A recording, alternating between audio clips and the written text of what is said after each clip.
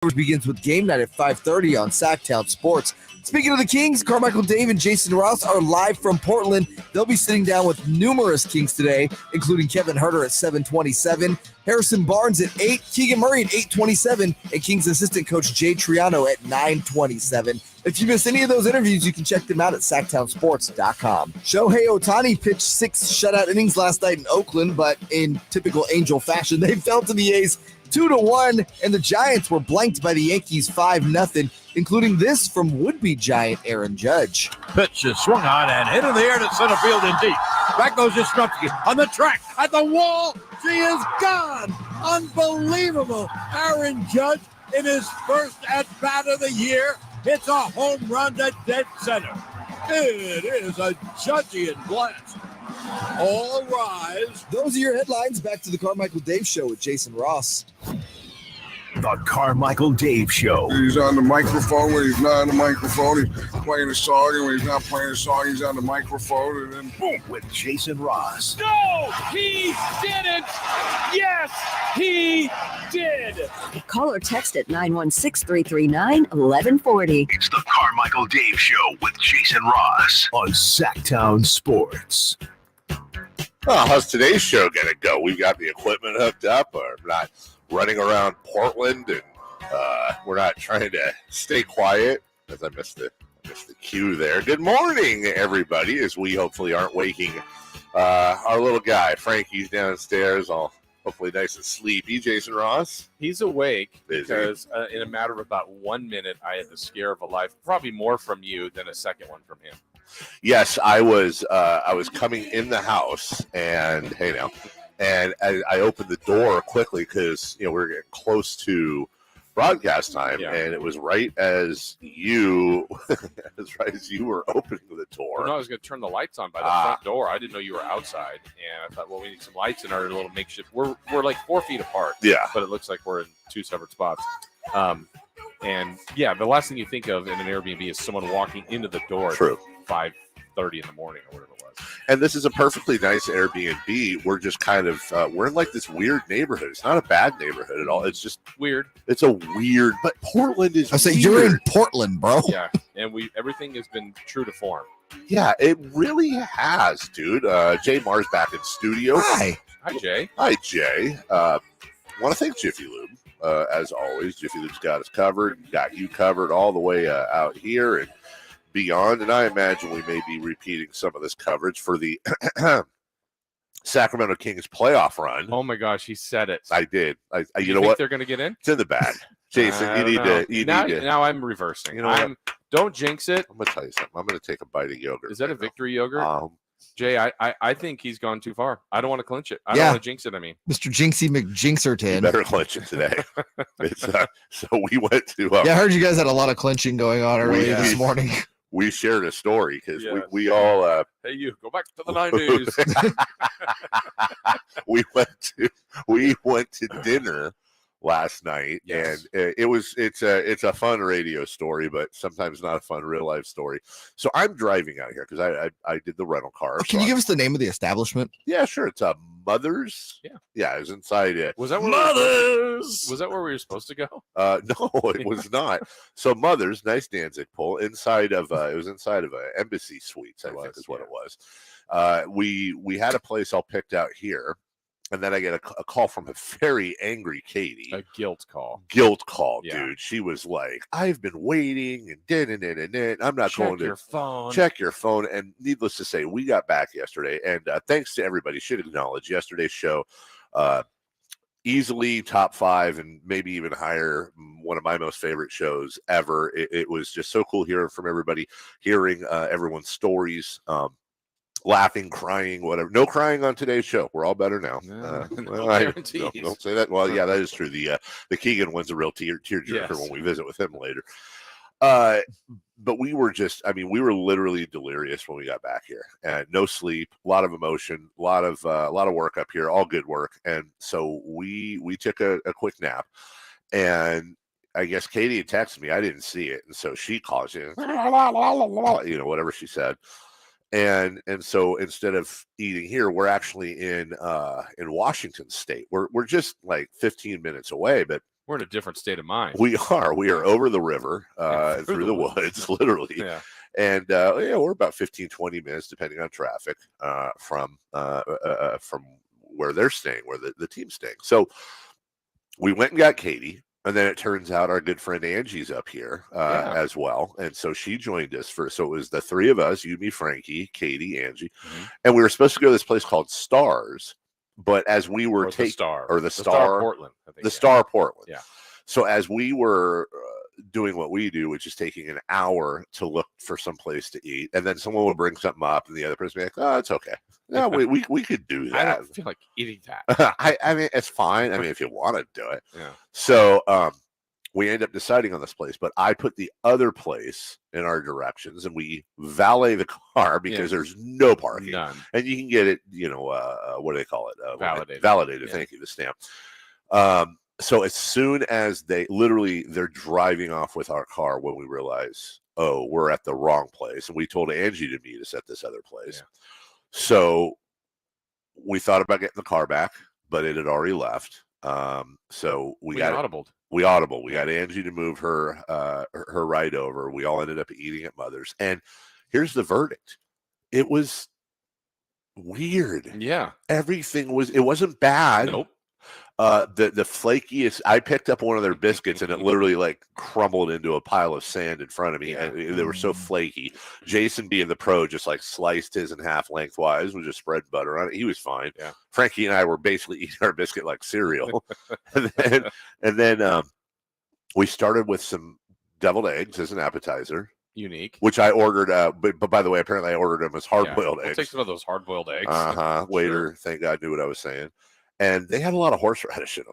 A lot. Like a lot. Yeah. And that's where I thought horse. That's where I thought maybe the digestive problems were coming for both of us this morning. Who knows? Yeah. But I mean, it was one half of one for me. Yeah. I think we had another thing that was similar to that, I think. Then we had a mac and cheese. Well, we had the what I like to call the Matt George special. They call it a double down. It was called the double down. It was literally called the double down, where you can pick like 2 out of like 10 items. So I had Mom's meatloaf, R.I.P. John Clayton. I had Mom's meatloaf, and then I had this like Southwestern mac and cheese. It was like this kind of spicy sauce with some sauteed chicken and mac and cheese. Yeah. And it was every single thing we ate was like, this is good, but also like the meatloaf was sweet. The sweet loaf. Sweet loaf. Dude, it's Portland meatloaf. You can't expect it to be normal people meatloaf. Yeah, well, you're right, Jay. Everything was like, even the mac and cheese, wasn't that bow tie pasta? Yes. Like, it's fine. Like, it's fine. But I would not have thought it wasn't the elbow macaroni or whatever. Nothing was bad. It's just, it was, I mean, it was weird. It was Portland. It was Portland. Yeah. Like, am I going to go back there someday? I don't think so. Yeah. Not going back to the Embassy Suites. No, just maybe the Star Portland next time. Yeah.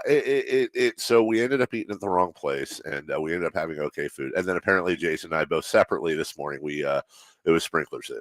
So, we built this city.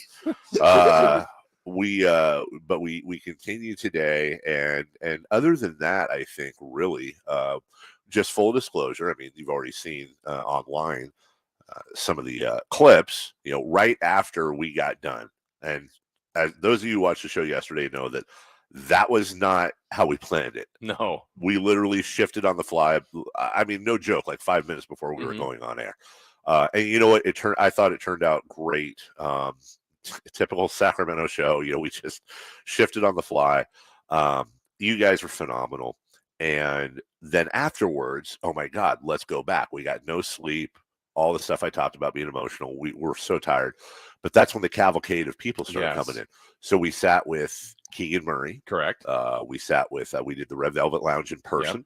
Yep. And we sat with the mayor of the Kings, Harrison Barnes. Mm-hmm. And you will be seeing all 3 of those today. But really, Jay, my question for you is whether it be at the station, whether it be in the local media, whether it be just the overall feel. Here's one thing. Neither Jason Ross nor I have been in Sacramento when the Kings have been a playoff team for 16 years. So what is the overall vibe back home? Celebratory. Yeah. It's relief. It's celebratory. It's happiness. It's just like the dark cloud went away. All of a sudden, just vanished. Are you still in the gold jersey? No. I retired the gold jersey. Yesterday was the only time it would ever come back again, just to say, thank God we know our last playoff memory is no longer this. And that was our test, wasn't it? It wasn't our test jersey. Nice. Yeah. Did you happen to see, I think it was NBC Sports, it was either them or the Kings. Did you happen to see the thing they put out on the gold jerseys? No, I did not. You might want to look for it. I'll see if I can send it to you. They asked the players what they thought of the gold jerseys. Far too many of them, including De'Aaron Fox and Kevin Huerter, said they were fire. You know, it's interesting, and I want to say we had this conversation earlier in the month, is especially it seems like this younger generation is really into like trash 90s and 2000s jerseys. Yes. It's like the Pistons brought back those teal throwbacks this year, which were just hideous, but everyone's like, oh, these are fire. I'm like, no, they should be on fire. They're not fire. Yeah. This is one of those so bad they're good things. But I bet you can't even say good. They're so bad they're bad. Yeah, I mean, I wore it just because, again, retirement and just kind of like to troll people. But yeah, if I had a vote, I'd vote no. All right. Well, I vote yes on a lot of things. We only have less than a minute left, so I'm going to take us to break. Do we want to do leading off next since we hammered? No, just get right into it. Sure. In case you were wondering, the Kings are playing Portland tonight. The Giants lost a baseball game, and Shohei Ohtani continues to toil in obscurity. This time, was it not the most Angels result last night? It really was a what was the name? O'Doyle's Houlihan, Tungsten Arm O'Doyle type of game. O'Doyle rules. A's are undefeated. Giants are winless. Your thoughts? Oh my gosh. What? Also, did you guys see the proposal gone terribly wrong at Dodger Stadium last night? No. Was it one of those where it's probably a setup? No, absolutely not. I'm going to tweet you guys the link right now. Okay. I don't know. It's one of those, wait for it. Oh my God. No, did a bird poop on someone? Because that would be hilarious. I'll send you the link. I can't do it justice explaining it. Okay. Get your pens and papers out. I expect you to be here for the entire program, but just in case, or if you want to highlight something, 727 will be the Red Velvet Lounge, brought to you by Jiffy Lube with Kevin Huerter. Yes, write that down, Jason. 8 a.m., Harrison Barnes. And then at 8:27, Keegan Murray will join us, in which we get him to, dare I say, chuckle? I think so. I think we got it. There was a chuckle in there. A couple of chuckles. When we return. You forgot one. What? Coach Jay Triano also on today at 9:27. Oh, that's right. How could I forget Jay Triano? I'm going to drop a play for that one. We'll talk to him when we come back. It says here standings watch and something else. Why do I need the other thing? That song is dead. Standings watch coming up right after this. It's been 17 years. 17 years. Who plays it up, around, and in, at the horn. The Sacramento Kings are finally returning to the NBA playoffs for the first time since 2006. Yes, indeed. Where will they finish in the standings? How deep a run can they make? Tune into Sacktown Sports and SacktownSports.com Monday through Friday from 6 a.m. to 6 p.m. for the most in-depth Kings coverage in the 916. Do you have heart failure and often hear, those stomach issues ruined your birthday? You're too tired to play catch, Grandpa. Sweetie, you haven't touched your tools since the carpal tunnel syndrome diagnosis. If these seemingly unrelated symptoms sound familiar, talk to your cardiologist and ask about transthyretin amyloid cardiomyopathy, or ATTR-CM, a rare and underdiagnosed disease that gets worse over time. Learn more at connecttoyourheart.com. That's connecttoyourheart.com. Sponsored by Pfizer. If you own a small business, you've probably been hearing a lot about the ERC, how it's worth up to $26,000 per employee, how easy it is. You know the spiel. So why am I still talking to you about it now? Because many of you still haven't filed a claim, but Innovation Refunds can help you close the book on this thing. They're backed by one of those big CPA firms the corporations use, so they can determine once and for all if your business qualifies. And it's free to find out. Go to innovationrefunds.com. That's innovationrefunds.com. It's the Carmichael Dave Show with Jason Ross, live from Portland. Brought to you by Jiffy Lube. Jiffy Lube, we've got you covered. All right, so as you can see on social media, a lot of people have done this with their screen names. What did you say, Jack? Sorry. Oh, thank you. I should probably turn my camera on. I wondered why I stayed on. much to the chagrin of everyone else. And there we go. Hello. Even though a lot of people have X's next to their names, like the Kings have an X next to their name in the standings for having clinched the playoffs, there is still more work to be done. And honest to goodness, because yesterday I didn't even, this is how out of it we were yesterday, Jason. I had a 67-day streak, and every day you extend your streak, you get more and more rewards. I had a 67-day streak of logging into my slot machine game on my phone, and I broke it yesterday. Now I'm back to the beginning. You are no longer Cal Ripken. I am no longer. I'm the Cal Ripken of iPhone slot machines. But when you go to the standings, point being, I haven't even looked at them. The Sacramento Kings are embedded in the 3 seed. They are 2 back of the Grizzlies for the 2. They are 5 ahead of the Suns. They are 5 ahead of the Suns also in the loss column. There are 7 games left. They are ahead by 6. Both teams, by the way, have 7 games left. No, 6? Or 6, excuse me. This many. That's right. I got to do math. So they've played, 76 games. 82 minus 76 is 6. Correct. And yet they are 5 games ahead. So in reality, any combination, correct me if I'm wrong, of a Kings win or a Phoenix Suns loss, and the Sacramento Kings are Pacific Division champions. Correct. They have the tiebreaker? Well, at that point, it's 2-2. Then you go to conference record. I don't know. There might be some confusing points there. But if you get both a win and a loss for them, it's over. I don't want to get too bogged down in this, but I was corrected the other day. I'm pretty sure the first time we thought it was conference record. I'm pretty sure the first tiebreaker for that is division record. I got mixed up. It was Dave Lack that corrected me, and I think Greg Wissinger sent me that. What's interesting, I mean, this is academic for the most part, but the Kings are 9-6, the Suns 9-5. So I guess technically in conference, but that'll change tonight. The Kings will be almost certainly, you would think, 10-6, and then I don't even know who the Suns playing right now. We're talking about in. Well, I would bet if all those things happened for the Suns, like the Kings lost out and the Suns won out, or there was one more win for the Kings and the Suns won the rest, I bet the Suns would pass them. Yeah. Because the Kings would lose to, the Warriors in division? Yes. I guess they would have one more. But yeah, you're right. I don't think it's something we're going to have to worry about. I think the biggest target right now is can they catch Memphis? And it's still at 2. Memphis is a pretty favorable schedule, but, Kings have some opportunities. Doesn't sound like anybody's on the injury report today. Mm-hmm. There was some question, would the Kings sit some guys? Doesn't sound like it. Yeah. At the moment. Which is interesting because tonight's game is effectively, and as much as the first quarter and a half, 2 quarters was a game, as the second half opened up, the Kings just worked Portland, basically. Yeah. It was not even, and by the way, I should say this too. Portland fans are fantastic. Mm-hmm.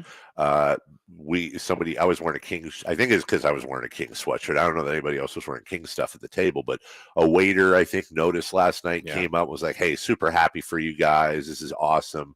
People around town, anytime you wear Kings gear, like they're genuinely happy. And then they say, it's kind of a bad time for us right now, but we said this before we even left. There are a lot of similarities between Blazer and Kings fans. It's just, the Blazers have enjoyed a lot more success over their time. So there's your standings watch. There's your magic number watch. I don't know if did we finish saying the Suns play the Nuggets? Oh, then the Suns play the Nuggets. Yeah. You're correct. By the way, the Nuggets got absolutely worked at home by the Pelicans. Now, granted, the Nuggets were not playing anyone, but 107-88. There's some really, honestly, how often are you going to be able to say this, Jason? There were 2 games in the NBA. Both games featured 1 seeds at home. The Celtics beat the Bucks in Milwaukee by 41. Yeah. And the Pelicans beat the Nuggets in Denver by 19. Now, I don't think they keep records on something like that, but that's one of those things where, what? Yeah, you had a 1 versus 2 in the East, and a 1 at the time. Pelicans, I think, were 8 or 9. They're 7 now. But you're thinking, this is going to be a good night of basketball for TNT. Yeah. And you get 2 games that just really became irrelevant because of people sitting out and the blowouts by the opposing teams. It was 75-47 at the half in Milwaukee. The Denver game I get the Pelicans are full force. They're playing for something. Brandon Ingram at a 31-point triple-double. Jonas Valanciunas back in playing 25 minutes. The Pelicans are playing a lot better basketball right now. The Nuggets were not with, they sat Nikola Jokic. Gordon, Porter, Bryant, Murray, and KCP all played. But no Nikola Jokic, which is why games like this, it wouldn't surprise me if Michael Malone's thinking in his head, games like this are going to help him in the MVP race because you kind of see how terrible this team is without him. That was understandable. When I looked at the box score for the Celtics Bucks, I went, oh gosh, where the Bucks, Giannis, right? Holiday, all those guys, they played. I'm pretty sure they were full strength, Jason. I don't see any glaring. They had Antetokounmpo, Chris Middleton, Brook Lopez, Drew Holiday, Grayson Allen. That's their lineup. And then Bobby Portis off the bench, along with Jay Crowder, Dragic, their new addition, got some minutes. Like that, they were full strength. They played the night before, the night the Kings clinched, and Giannis had a triple-double, and Drew Holiday had a career high 51. He comes back with 6 last night. Different night. I honestly, I have no explanation. Yeah. That's one of those games where it's kind of scary. Yeah. Unless, and I can't imagine Milwaukee was thinking this, because when you look at that, Boston's only 2 back of Milwaukee, but part of me is thinking, did Budenholzer say, all right, guys, we're not running any plays tonight because we might see these guys later. We don't want to screw around. That's one of the most puzzling box scores we've seen all year long. But now we fast forward to tonight. Kings, Blazers. We will be up here. You and Frank, you'll be working the game cover to cover. More Jason, popcorn for you. More popcorn for me, as a matter of fact. That'll be at 7 o'clock. The line for tonight's game, the Sacramento Kings are favored by 15. Oh, it's gone up. It has gone up, and I'm not entirely sure that that's not low. Yeah. Unless, of course, the Kings bag out and decide to sit a bunch of people. We'll take a break when we come back. Will the Kings, with the postseason on the horizon, they can have a bit of a ruffle or Dorito chip on their shoulder because people are talking a little bit of garbage, and an old friend sticks up for him. We'll tell you who next. It's Cattles and Rami. Meanwhile, you had Kyle Shanahan speak today, and Shanahan said, we really have no idea what's going on with Purdy. Trey Lance hasn't played a lot. Sam Darnold has failed everywhere he's gone in the NFL. Do you think they're looking at this now and they're going, as long as we have a guy at quarterback, like NFL replacement level quarterback, as long as we got that, we're good. Because the rest of this roster is so good. Cattles and Rami, weekday afternoons from 2 to 6 on Sacktown Sports. Sacramento weather is brought to you by Valley Strong Credit Union. I'm Tamara Berg in the KCRA 3 Weather Center. It's Friday. It's the final day of March. And after a cool morning start, we'll have a beautiful day to be outdoors. Mainly sunny skies, light winds, and highs today in the lower 60s. Get the latest forecast on the KCRA 3 News and the KCRA 3 app. At Valley Strong Credit Union, we know that local businesses are the backbone of the Central Valley. Valley businesses deserve Valley support for payroll, credit, capital, and everything in between. Learn about all the benefits of being a business banking member at valleystrong.com. Hey, it's Carmichael Dave telling you something you already know, which is your time is important. That's why at American Energy Heat and Air, they make shopping for a new furnace or air conditioner easier with their new online quoting tool. All you got to do is go to AmericanEnergyAir.com and get an instant quote now, today. Do it right now. It'll help you determine what system you'll need to get and provide the best pricing options, all from the comforts of your home. You don't have to have somebody come out and walk around your house and blah, blah, blah. Just do the quoting tool. It's so easy. AmericanEnergyAir.com. Check out how easy it can be. A+ rating with the Better Business Bureau. Serving the greater Sacramento area since 1981. I absolutely love these folks. 916-520-9990. That's 916-520-9990 or AmericanEnergyAir.com, making the uncomfortable comfortable. Call 916-520-9990 now. Beach Bar Rum, Santo, and Sammy's Beach Bar Cocktails present Sammy Hagar in the Circle. Friday, July 14th, the Lake Tahoe Outdoor Arena at Harvey's. The party you don't want to miss. Sammy Hagar, Tickets on sale Friday, March 31st at 10 a.m. at Ticketmaster.com and 8concerts.com. Don't miss Sammy Hagar in the Circle. Individual rates, coverage offerings, and savings may vary. Subject to terms and conditions. Not available in all areas. Actual Pi customer. The other workers' comp insurance company, they were going to reclassify our business, and then they were going to charge me $50,000. Meet Natalie, owner of the carpentry shop. Shocked by an unexpected bill, she knew it was time to switch her workers' comp provider. That's when she found Pi Insurance. When we got the quote back from Pi, it was a sigh of relief. They put us in a policy where we fit. Is your small business overpaying for workers' comp insurance? See how much you could save at trypi.com. Plus, when you sign up for pay-as-you-go billing, your premium is based on your actual payroll, not an estimate. So your workers' comp audit experience is simplified. I'm grateful that there's a company out there that's willing to insure us little guys because every dollar counts. With Pi Insurance, you get pricing and coverage made for small businesses. What are you waiting for? Ask your agent for Pi or get a quote in 3 minutes at trypi.com. That's TRYPIE.com. Golf to Go is brought to you by the Hagen Oaks Golf Super Shop. Here's Frank LaRosa. There are plenty of reasons to love golf in Northern California. With giant redwoods lining the fairways, the best Alistair McKenzie course you've never played is Northwood Golf Club's 9-holer along the Russian River. The 7th hole at Pebble Beach is a beauty or a beast. Play a sandwich or a 5-iron depending on the direction of the wind. Down the road a bit, Pacific Grove Golf Course sports a gazillion-dollar ocean view and a green fee about 1/10 of Pebble Beach. San Francisco's Presidio Golf Course survived the 1906 earthquake and was home course to President Teddy Roosevelt. In the summer, you can tee it up on the ocean at the links at Bodega Harbor at dawn and tap in at sunset in the mountains at Old Greenwood in Truckee. Unlike Caddyshack's Carl Spackler, a good superintendent goes unnoticed working behind the scenes. Green thumbs up. There's a lot to love about golf, and as columnist Thomas Boswell wrote, when you fall in love with golf, you seldom fall easy. It's obsession at first sight. That's your Golf to Go. I'm Frank LaRosa.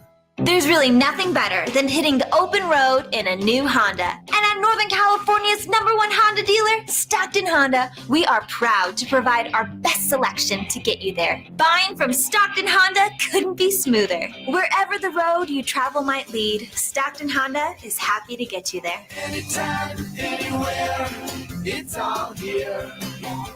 StocktonHonda.com. Claim based on 2022 total new and Honda certified pre-owned vehicle car sales from American Honda Motor Company's own report. Jiffy Lube's Country in the Park, Northern California's biggest country music festival of the year, is back May 5th and 6th at Cal Expo, starring Lady A, Chris Young, Brett Eldridge, and so many more. Plus, a Boots Boot and Line Dance Saloon, interactive lounges, and Sacramento's best food trucks. Weekend passes start at just $85. Tickets are on sale now at SacktownSports.com. Country in the Park, brought to you by Attic Man Heating and Air Conditioning, Bill Eats RV, and Naughtywood Barbecue. Sacktown Sports Headlines. With your Sacktown Sports headlines, I'm Jay Mars. The Sacramento Kings are back in action tonight, taking on the Portland Trailblazers for the second time in 3 nights. Our coverage begins with game night at 5:30 on Sacktown Sports. Speaking of the Kings, Carmichael, Dave, and Jason Rouse are live from Portland. They'll be sitting down with numerous Kings today, including Kevin Huerter at 7:27, Harrison Barnes at 8, Keegan Murray at 8:27, and Kings assistant coach Jay Triano at 9:27. If you missed any of those interviews, you can check them out at SacktownSports.com. Shohei Ohtani pitched 6 shutout innings last night in Oakland, but in typical Angel fashion, they fell to the A's 2-1, and the Giants were blanked by the Yankees 5-0, including this from would-be Giant Aaron Judge. Pitch is swung on and hit in the air to center field and deep. Back goes Yastrzemski on the track at the wall. She is gone. Unbelievable. Aaron Judge in his first at-bat of the year hits a home run to dead center. It is a Judgian blast. All rise. Those are your headlines. Back to the Carmichael Dave Show with Jason Ross. Giving you extensive Kings coverage live from Portland. It's the Carmichael Dave Show with Jason Ross. Brought to you by Jiffy Lube. Jiffy Lube, we've got you covered. The Kings are the mark. Kings are stuck in the 3 seed. That's where they're going to finish. The Kings are the mark. All of these teams smell weakness on the Kings, not only because they haven't been in the playoffs in 17 years, but because they're not a good defensive team. And if you're the Warriors, who's planning on a long playoff run, they love the idea of being able to drive in the first round series. That's an advantage. The Warriors want the 6, which is why coming back from 20 down last night was one of the biggest wins of the season to get and stay in that 6th seed. That's Brian Windhorst. Let me say something real quick before we get into the meat of what he said, because I know that there's some people crossover between my Twitter feed and the show. I am all for going in on Brian Windhorst, 100,000% all for going in on Brian Windhorst, which we will do in just a second. Just leave the weight stuff away from me, please. It's you don't need to. Yeah, that's irrelevant. You know what I'm saying? It's Yeah. completely irrelevant. It's just lame, and I think it's bad karma. Like, whatever. Just leave that. Miss me with all of that. Now, as far as the meat and potatoes of what he said, no pun intended, the meat and potatoes of what he said, though. Wow. I'm really trying hard to stand in front of Brian Windhorst and not be a Kings fan and say, okay, well, in his opinion, what he's saying is that teams, and by the way, Brian's really connected. He's covered the league for a long time. We very, his very famous point into the sky, breakdown of what the Jazz were about to do, which he was dead on. Like, the guy's connected. So I'm pretty sure he's talked to folks off record. Nobody's going to say on the record, except Draymond Green, who they want to play. And I don't know that I disagree with it, but it also doesn't mean the Kings can't still, you want to play us? Oh, they should. All those things should be true, right? Yes. Because I'm thinking if you're in that range of 5, 6, or 7, or the 7, 8, because that's the play-in spot, and your choices are, as of now, Memphis, Sacramento, or Phoenix, and you flip that, and you're a fan of, who do you want to play? I'm playing Sacramento. I want to play Sacramento number 1. Absolutely. Until you go, whoa, we've got a problem here because Sacramento's really good. Or you go, everything we thought, they maybe weren't quite ready. That defense wasn't good enough in the playoffs, and we got through them. Then that's why they wanted that team. Yes. But if the Kings hit them with what they do best, which is timely defense and incredible offense, they may go, man, that's what we wanted, but we just got worked. So I until it happens now, we can't prove one way or the other. But I don't think Windhorst is wrong. I think teams would want to play the Kings, at least if they could choose. Yes. And then live with it. And the Warriors part, the other angle that he mentioned really is the travel. And Draymond referenced that, like, man, we had to go to Memphis. We've had to go to Cleveland and back and forth. And, in all these championship runs, Boston, the farthest you can go. Yeah, if that's one of the byproducts of the series, that's a bonus. The travel is super easy. I think that it's okay to have many things be right all at once. Right. I hate hearing him say that. Yeah. It makes me not angry, but it pumps me up. Bring them on. Bring them on. Absolutely.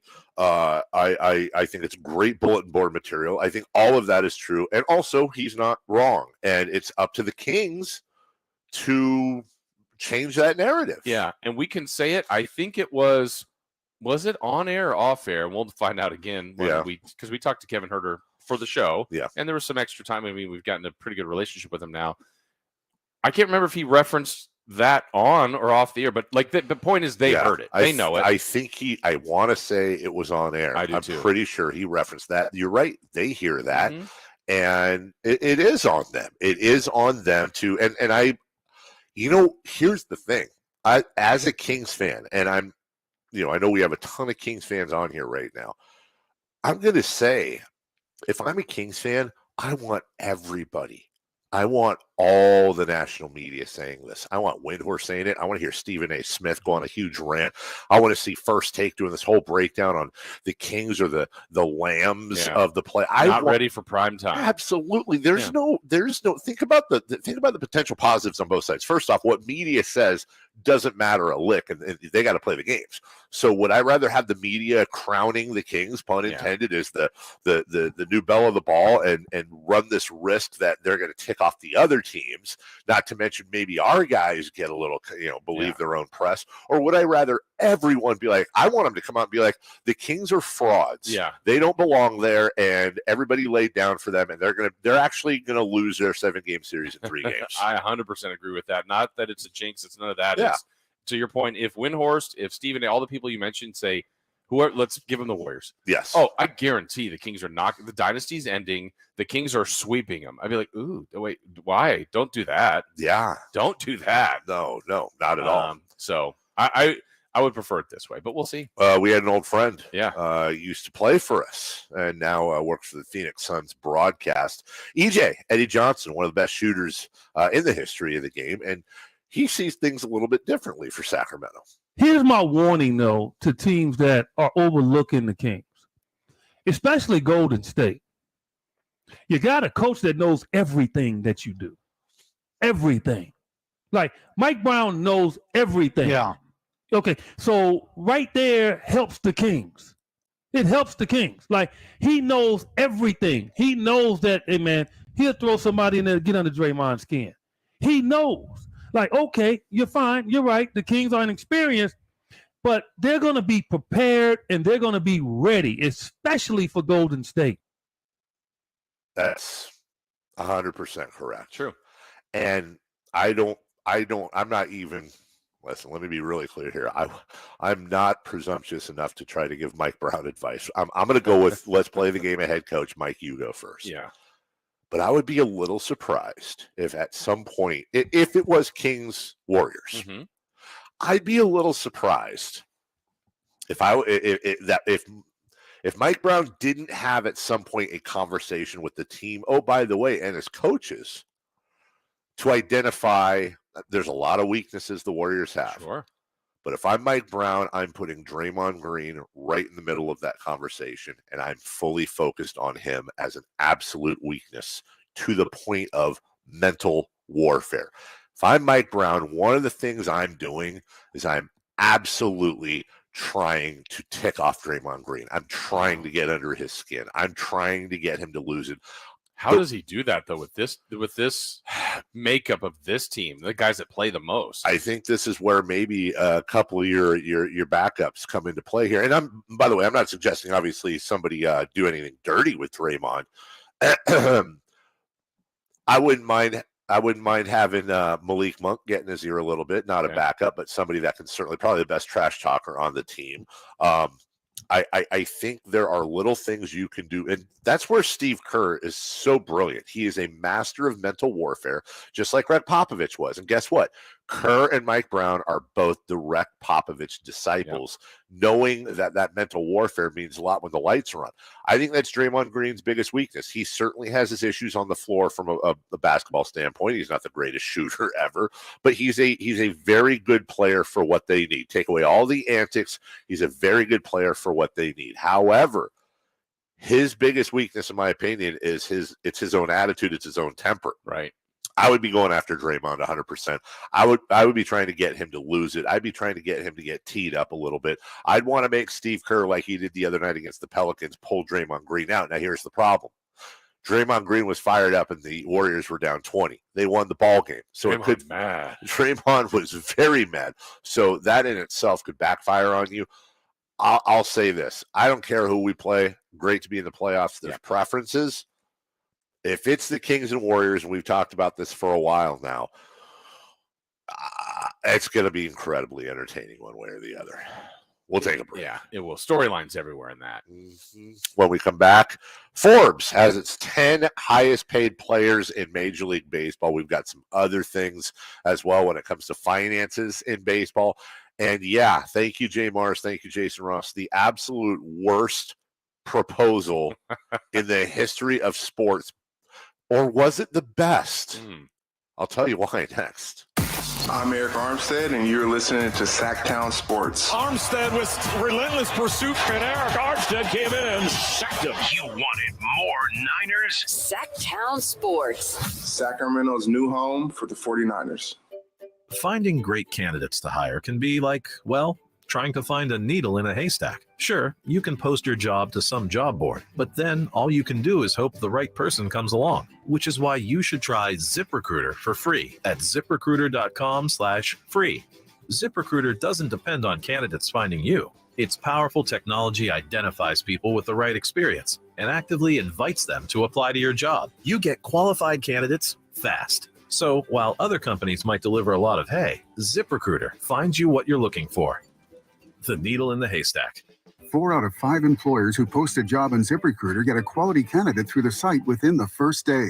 ZipRecruiter, the smartest way to hire. And right now, you can try ZipRecruiter for free. That's right, free. Just go to this exclusive web address, ZipRecruiter.com/free. That's ZipRecruiter.com/free. ZipRecruiter.com/free. If you are like the thousands of people that take advantage of March for replacing your heating and cooling system, then this message is for you. Hi, I'm Mario, owner of Attic Man Heating and Air, and March is the most popular month for replacing old, inefficient heating and cooling systems because of milder temperatures and end-of-winter rebates. If you've even contemplating replacing your old AC system, act now. Take advantage up to 5 years of interest-free financing and 10-year warranties. I know, it sounds way too good to be true, but it is true. 10 years of worry-free operation, but you have to book online today at AtticManHVAC.com. Attic Man Heating and Air.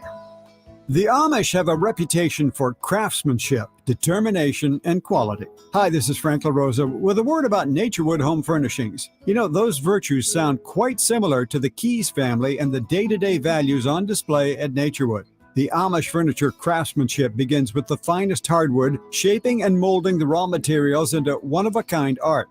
In addition to the classic styles long sought and revered by discriminating furniture lovers, Naturewood Home Furnishings offers a vast selection that includes transitional, modern, farmhouse, arts and crafts, and other stunning styles, all available in the ultimate Amish standard of excellence built over centuries. All Naturewood Amish furniture is on sale right now for a limited time. Let the Naturewood team guide you through their selection of Amish furniture that will be with you forever. Naturewood Home Furnishings, off Highway 50 at Hazel. Look for the water wheel. Since the 1950s, Warehouse Paint has been helping local homeowners and professionals bring color to life. Whether it's painting your home's exterior, repainting kitchen cabinets, or finding the perfect accent color, Warehouse Paint's expert team is here to help. You'll find a great selection of PPG and Benjamin Moore paints, along with local service you can trust. With 5 Sacramento area stores, Warehouse Paint is ready to help bring your next paint project to life. Visit warehousepaint.com for a store near you. Guys, did you know your testosterone affects everything in your system, including how you feel and perform every day? Right now, Revive Men's Health Sacramento will check your testosterone for free. Knowing your T levels is the first step in understanding if you have low T. Your testosterone level impacts your energy, libido, sleep, weight, hair loss, mood, and even ED. Maintaining an appropriate T level can change your whole life. Most men start to see changes in their hormone levels in their 30s. Experience and results matter. So what are you waiting for? Get your T levels checked today by local, experienced, and trusted men's health experts. They've helped thousands of men since 2011. They're so confident they can help you, they even guarantee it. Call Revive today and schedule your free testosterone test, free exam, and free consultation. Call Revive Men's Health at 916-277-8599. That's 916-277-8599. Or visit ReviveMen'sHealth.com. It's the Carmichael Dave Show with Jason Ross, live from Portland. Brought to you by Jiffy Lube. Jiffy Lube, we've got you covered. All right, welcome back. Let's turn the camera on, David. There we go. Hi, live in Portland. Thank you to Jiffy Lube. His voice guy just said it's Jason Ross. It's Carmichael Dave taking you all the way till 10 a.m. Chris Watkins takes over. Might we have a Chris Watkins crossover today? Can we do that? Yeah, yesterday was a little bit of a scramble, but I think today. I think we can. You know, I'll have to contact his producer, see what his availability is, and I'll get back to you guys. Is there a co? Probably not. Probably not. 1-800-920-1140 is your phone line. Had a lot of wonderful calls yesterday. Maybe if you couldn't get in yesterday, you're more than welcome today. 916-339-1140 is your text line. Before we get to the potatoes and meats of baseball, Jay Mars sent me a link. You guys were talking about, what was it, the Dodger game? Yes. There was a proposal. Mm-hmm. And if you haven't seen this, I put it on my Twitter as well. This dude runs onto the field. It's like center field near the warning track, and he turns to his girlfriend in the crowd. I'm assuming because at one point it panned back, and I want to say it was the proposee. I think it's not really clear that part. It's not because she's also filming. Yeah, and he's holding gets on his knee, and he's holding out the ring box. Yeah, like, will you marry me? And there's cheering, like, oh, and then all of a sudden, out of nowhere, you see Terry Tate style. Yes. Security guy comes in and just CTEs this guy full on. NFL hits. Who's the guy, Tom, with ESPN? Tom Jackson. Yeah, jacked up. ESPN. He just destroys this guy. And I am 100% here. My favorite thing is in the comments. And then about 1 out of every 10 was like, he was just on a knee. They could have just tapped him on. I'm like, no. Excuse me. You can't, sir. Could you kindly walk off? Dude. Go Dodgers. That should be shown to anyone who ever wants to. I am a huge proponent of violence towards people that rush courts. What a hit. It was the best hit. It's like the football tackling video you need for all young players. I'm going to watch that video over and over and over again. And listen, real talk. I don't want to see anyone hurt. Right. Except for people that rush the field. I don't want to see a permanent injury. Yeah. I would like to see that person, however, have to take Excedrin for a week. Right. As Ryan asked so perfectly, but did she say yes? We don't know. If I'm her, I even if I was going to say yes, I say no, because what other bad decisions is he going to make? Yeah, because this was a bad one. It was a really bad one. It was unique. She won't forget it. Yeah. But I'm personally, I'm going to put it out there. I'm not a fan of the at the arena proposals. I'm not Sometimes they've been done differently and very cleverly. That was different. Right. I It's wouldn't corny. say clever. And most of them are set up these days, anyways. Yeah. That one was certain. I mean, let's put, if that one was set up, which it wasn't. Well done, everyone. Well done. Yeah. And as we move on here, if you're, it's not just that I want to see people. It's not like I sit there and enjoy people getting jacked up, except in this situation. Not bad. But anyone who was around and lived through the Monticello situation, I've always been incredibly sensitive to that. Do not screw around. Do not get on the court. Do not screw up. There's a lot of weirdos in this world. Yeah. And we saw not only a young woman almost killed, but we saw her career, let's just be honest, completely derailed because some psycho got on the tennis court with a knife. So, yeah, I'm all for tasing. I'm all for whatever you can do to deter these people. Because also what I don't want, Jason, is I don't want to set up where, like they've talked about this before on basketball courts, where you move the fans way back. Yeah. I don't want to see it. Don't Right. screw it up for the rest of us. Exactly. Just don't get on the stinking field. There you go. Speaking of on the field, Forbes has released their list of highest paid players in baseball based on salary and endorsements. Jay, I assume you have these. I have the numbers and the players. I would enjoy seeing them. Okay, so we're going to make this a little game. Jason, with your blessing, I'd like to have a little early edition of Friday Fun and Games this morning, if that's okay. Oh, Jay. Blessing had. You have been blessed. All right, here's the game.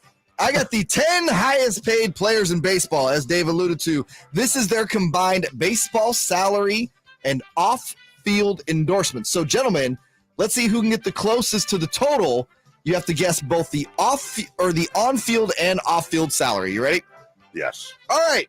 Number one, Shohei Ohtani will be bringing in $65 million. Wow. How many of that is from the Angels and how many of that is from off-field endorsements? I think it's about right around 30 from the Angels. And so that would be what, around 35? That's my guess. 30 and 35. 30 from the Angels, 35 from endorsements. Jason Ross? I'm going to be terrible at this game, but I'm going to go 10 from the Angels, 55 from off the field. Circle gets the square. Carmichael Dave right on the nose. $30 million from the Angels, $35 million in off-field endorsements. I don't like this game. I don't like it all. Number two. Can I guess? Sure. Is it Mike Trout? It is not. Jason, you want to guess? All Rise? Yeah. No, it is not All Rise. But All right. same city, Max Scherzer. No, Going to be making $59.3 million. Carmichael Dave, how many of that is from the Mets and how much of that is from off-field endorsements? What was this total again? 59.3. 59.3. I'm going to say 41 is from the Mets, and then the remainder from endorsements. I'm going to go 44 Mets in the remainder. Neither of you were close. Oh. Of the 59.3, 58.3 from the Mets, $1 million in off-field endorsements for Max. Wow. I was going to say I don't remember him in endorsements, but I thought that was a lot from the Mets. Okay, wow. Number three, care to guess? Another Met? No. No, I'm going to go with Aaron Judge. Aaron Judge is the correct answer. Yeah. Aaron Judge will be making $44.5 million this year. How many of that is from the Yankees and how much of that is in off-field endorsements? 42 Yankees, the rest. About what I'll say 35 in the rest endorsements. Jason, you're the closest on this one. $40 million from the Yankees, $4.5 million from off-field endorsements. For Judge? For Judge? That's surprising. 4.5. You'd think he'd have a lot more. Number 4, my namesake, Justin Verlander. $44.3 million this year. How much of that is from the Mets? How much of that is in off-field endorsements? I'm going to say 42 and 2. I think it's pretty lopsided. Okay. I'm going to go 43 and 1. Jason Ross for the win. Damn. Justin Verlander getting $43.3 million from the Mets, $1 million in off-field endorsements. Wow. Number These guys' agents suck. Number 5, Mike Trout. $39.5 million this year. How much of that is from the Angels? How much of that is in off-field endorsements? You said 39.5? Yes. I'm going to go with exactly what I think Jason wanted to go with. 39 from the Angels. I'll say $500,000 from endorsements. I'm going to go 38 and 1.5. Jason, you're the closer on this. He's getting $35.5 from the Angels, $4 million in off-field endorsements. Okay. For him, he's everywhere. Yeah. Hey, how about his teammate and the third Angel on this list, Anthony Rendon, getting $38.2 million from total salary this year. How much of that's from the Angels? How much of that is off-field endorsements? For Anthony Rendon. I know what I want to do. I'm doing it. 38.2 and 0. I'll say 38 and 0.2. Circle gets the square. Carmichael Dave, right on the nose. $38 million from the Angels. $200,000 in endorsements. Huh. Carlos Correa. Hey, remember, he finally signed an MLB contract. He's got a good feet endorsement. Yeah, $37 million total. How much of that is from the Twinkies and how much of that is off-field? You said 37.5? No, 37 flat. 37. I'm going to say, I have a weird feeling he's got a couple endorsements. I'm going to say 34 and 3. Okay, Jason. I'm going to go 35 and 2. Jason, you're closer on this one. $36 million from the Twins, $1 million in off-field endorsements. He doesn't. Wow. Oh, a Yankee. Garrett Cole's making $36.5 million this year. How much of that is from the Yanks? How much of that is in off-field endorsements? I'm going to say 36 and 500,000. Jason? I'm going to go 35.9 and 600,000. Carmichael Dave, right on the nose again. $36 million from the Yankees. $500,000 in off-field endorsements. You know, we should just stop and say that this really does speak to how terrible baseball does at marketing. And I wasn't around for this, but we all know enough baseball to know. I don't know what a guy like Mickey Mantle's numbers were, but I'll bet you they were almost flip-flopped. He was getting, 50,000 from the Yankees and 500 from. It's just ridiculous that a guy like Mike Trout, who is kind of our, Aaron Judge and Mike Trout are about as close to modern-day Mickey Mantle as we can get. Sure. And neither of them are showing up anywhere. We got 2 more players on this list. You ready? Yeah. Coming in at number 9, Dodger legend and current Texas Ranger Corey Seager is making $36 million this year. How much of that is from Texas, and how much of that is in off-field endorsements? Jason Ross. 35.8 and 200,000. Okay, Dave. I'm going to say 35 and 1. 35 and 1 is correct. Corey Seager getting $35 million from the Rangers, $1 million in off-field endorsements, and finally, for celebrity birthdays, I want to do this. Number 10, Nolan Arenado is getting $35.2 million from the St. Louis Cardinals. Gentlemen, you know the routine. He's getting like $35 million and then like $200,000 from local furniture store, the Red House in St. Louis. I'm going to do 34.8 and 400,000. Carmichael Dave, this is your game. Right on the nose. $35 million from the Cards, $200,000 in off-field endorsements. And I haven't confirmed this from a furniture store, but it also could be from a used car lot. That is sure it's from the Red House or like Menards or something. Red House. Have you seen that commercial before? Yes. Okay, I thought you had. That's a fine commercial. Anyone want a fun a couple minutes while we're at break? Go to YouTube and search the Red House commercial and take a watch. And yes, it's a real commercial. The Kings look to make it 2 in a row tonight in Portland, where we are at. I want to tail end off of this from our guy Joe Pompliano. He has some more figures involving payroll in baseball, including the Oakland Athletics, comparing to another team. We'll tail with that, then we'll get into the Kings. We'll do all that live from Portland, brought to you by Jiffy Lube. Dave and Jason, Jay Mars back in studio. We're right back in Sacktown Sports. Check out the Golf to Go Hour with Frank LaRosa every week on Sacktown Sports. Get the latest on equipment, area courses, people who play the great game, and plenty of good conversations about golf. It's the Golf to Go Hour every week with Frank LaRosa on Sacktown Sports. Golf to Go is brought to you by the Hagen Oaks Golf Super Shop, America's most awarded golf facility. Naturewood Home Furnishings, where it's all about choices and always about quality. Some stronger starts. You might just need a fresh charge, and we can take care of that free of charge. But if it is time for a new battery, we've got replacement batteries that'll fit your needs, starting at just $79.99. That's what makes us America's #1 battery destination. Get in the zone, AutoZone. Restrictions apply. Great team, great team. Where's the defense? Defense! Okay, everyone take a break. Greetings, Sacramento. Doug Christie here for the Good Feet store, asking, when is something too good to be true? When it probably is. And had I not experienced it for myself, this spectacular season would definitely qualify as too good to be true. So everyone out there in Radio Land, continue to enjoy. Something else that could seem too good to be true is Good Feet Arch Supports. But trust me, I've experienced firsthand the comfort, balance, and support possible with Good Feet Arch Supports. And so have countless others who have pretty much given up hope. It's time you felt good again. Take your feet to the Good Feet store for a free personalized arch support fitting and test walk. Experience for yourself the comfort, balance, and support missing in your life. The Good Feet store in Sacramento, Roseville, Stockton, Modesto, and now Vacaville, online at goodfeet.com. My brother-in-law died suddenly, and now my sister and her kids have to sell their home.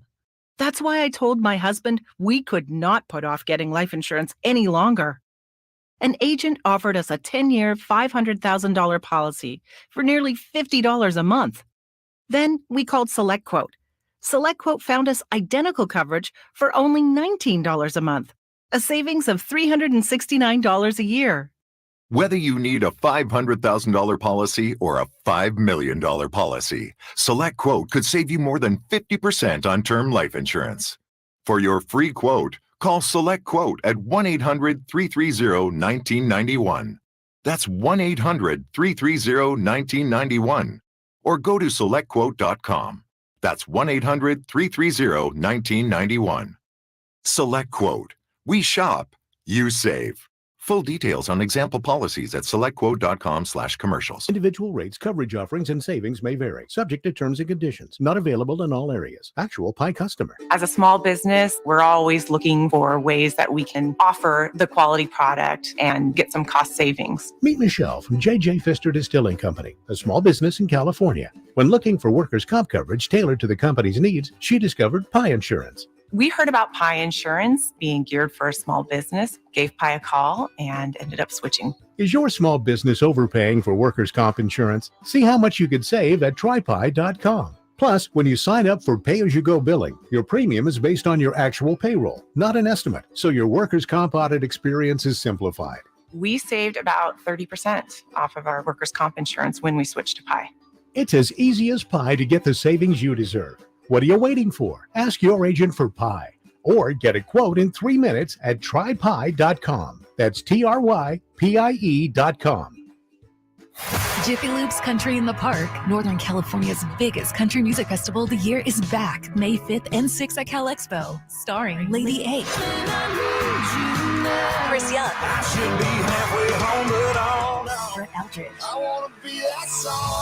And so many more. plus a Boots Boot and Line Dance Saloon, interactive lounges, and Sacramento's best food trucks. Weekend passes start at just $85. Tickets are on sale now at SacktownSports.com. Country in the Park, brought to you by Attic Man Heating and Air Conditioning, Bill Eats RV, and Naughtywood Barbecue. This is for the men who never settle, the ones who believe only quitters end a game in a tie, the type of guys who choose the bar with the biggest TVs to overcompensate for theirs at home, and the men who use PTO to catch afternoon basketball in March with the boys. This is the Lodge mentality. This is Twin Peaks. Who wants to settle for a single TV? With more TVs, bigger screens, plus our fabulous scenic views, there's more to watch at Twin Peaks. from the Power Business Technology Toshiba Studios. KHTKAM HD1 Sacramento, KYMX HD2 Sacramento. Your home for the biggest matchups in the NFL. Sacktown Sports. Sacktown Sports. Headlines. With your Sacktown Sports headlines, I'm Jay Mars. The Sacramento Kings are back in action tonight, taking on the Portland Trail Blazers for the second time in 3 nights. Our coverage begins with game night at 5:30 on Sacktown Sports. Speaking of the Kings, Carmichael, Dave, and Jason Ross are live from Portland. They'll be sitting down with numerous Kings today, including Kevin Huerter at 7:27, Harrison Barnes at 8, Keegan Murray at 8:27, and Kings assistant coach Jay Triano at 9:27. If you missed any of those interviews, you can check them out at SacktownSports.com. Shohei Ohtani pitched 6 shutout innings last night in Oakland, but in typical Angel fashion, they fell to the A's 2-1, and the Giants were blanked by the Yankees 5-0. Including this from would-be Giant Aaron Judge. Pitch is swung on and hit in the air to center field and deep. Back goes Yastrzemski on the track at the wall. She is gone. Unbelievable. Aaron Judge in his first at-bat of the year hits a home run to dead center. It is a Judgian blast. All rise. Those are your headlines. Back to the Carmichael Dave Show with Jason Ross. The Carmichael Dave Show. He's on the microphone when he's not on the microphone. He's playing a song, and when he's not playing a song, he's on the microphone. And then boom, with Jason Ross. No, he didn't. Yes, he did. Call or text at 916-339-1140. It's the Carmichael Dave Show with Jason Ross on Sacktown Sports. All right, want to get to the Kings here in just a second. Don't forget, Kevin Huerter coming up in 26 minutes from Joe Pompliano, who's a great follow on Twitter if you're interested in the world of sports. The New York Mets will spend $335 million on payroll this season. Sounds good. The Oakland Athletics will spend $43 million. The Mets' luxury tax bill alone is $103 million, which is more than 2 times Oakland's entire payroll. And I'm wondering where you just draw the line. The baseball has offered to set a $100 million salary floor, but the problem is that other teams would fund it by lowering the CBT threshold to $180 million. It's a $233 a day, which hurts top of market spending. I don't know what you're going to do, but the Mets, because they pay that $100 million, $50 million of that goes to baseball, $50 million goes to other teams. So the Mets are paying more money to other teams in baseball than the A's are paying their own players by $7 million. By the way, the A's made a $30 million profit in 2022. The Mets lost $140 million.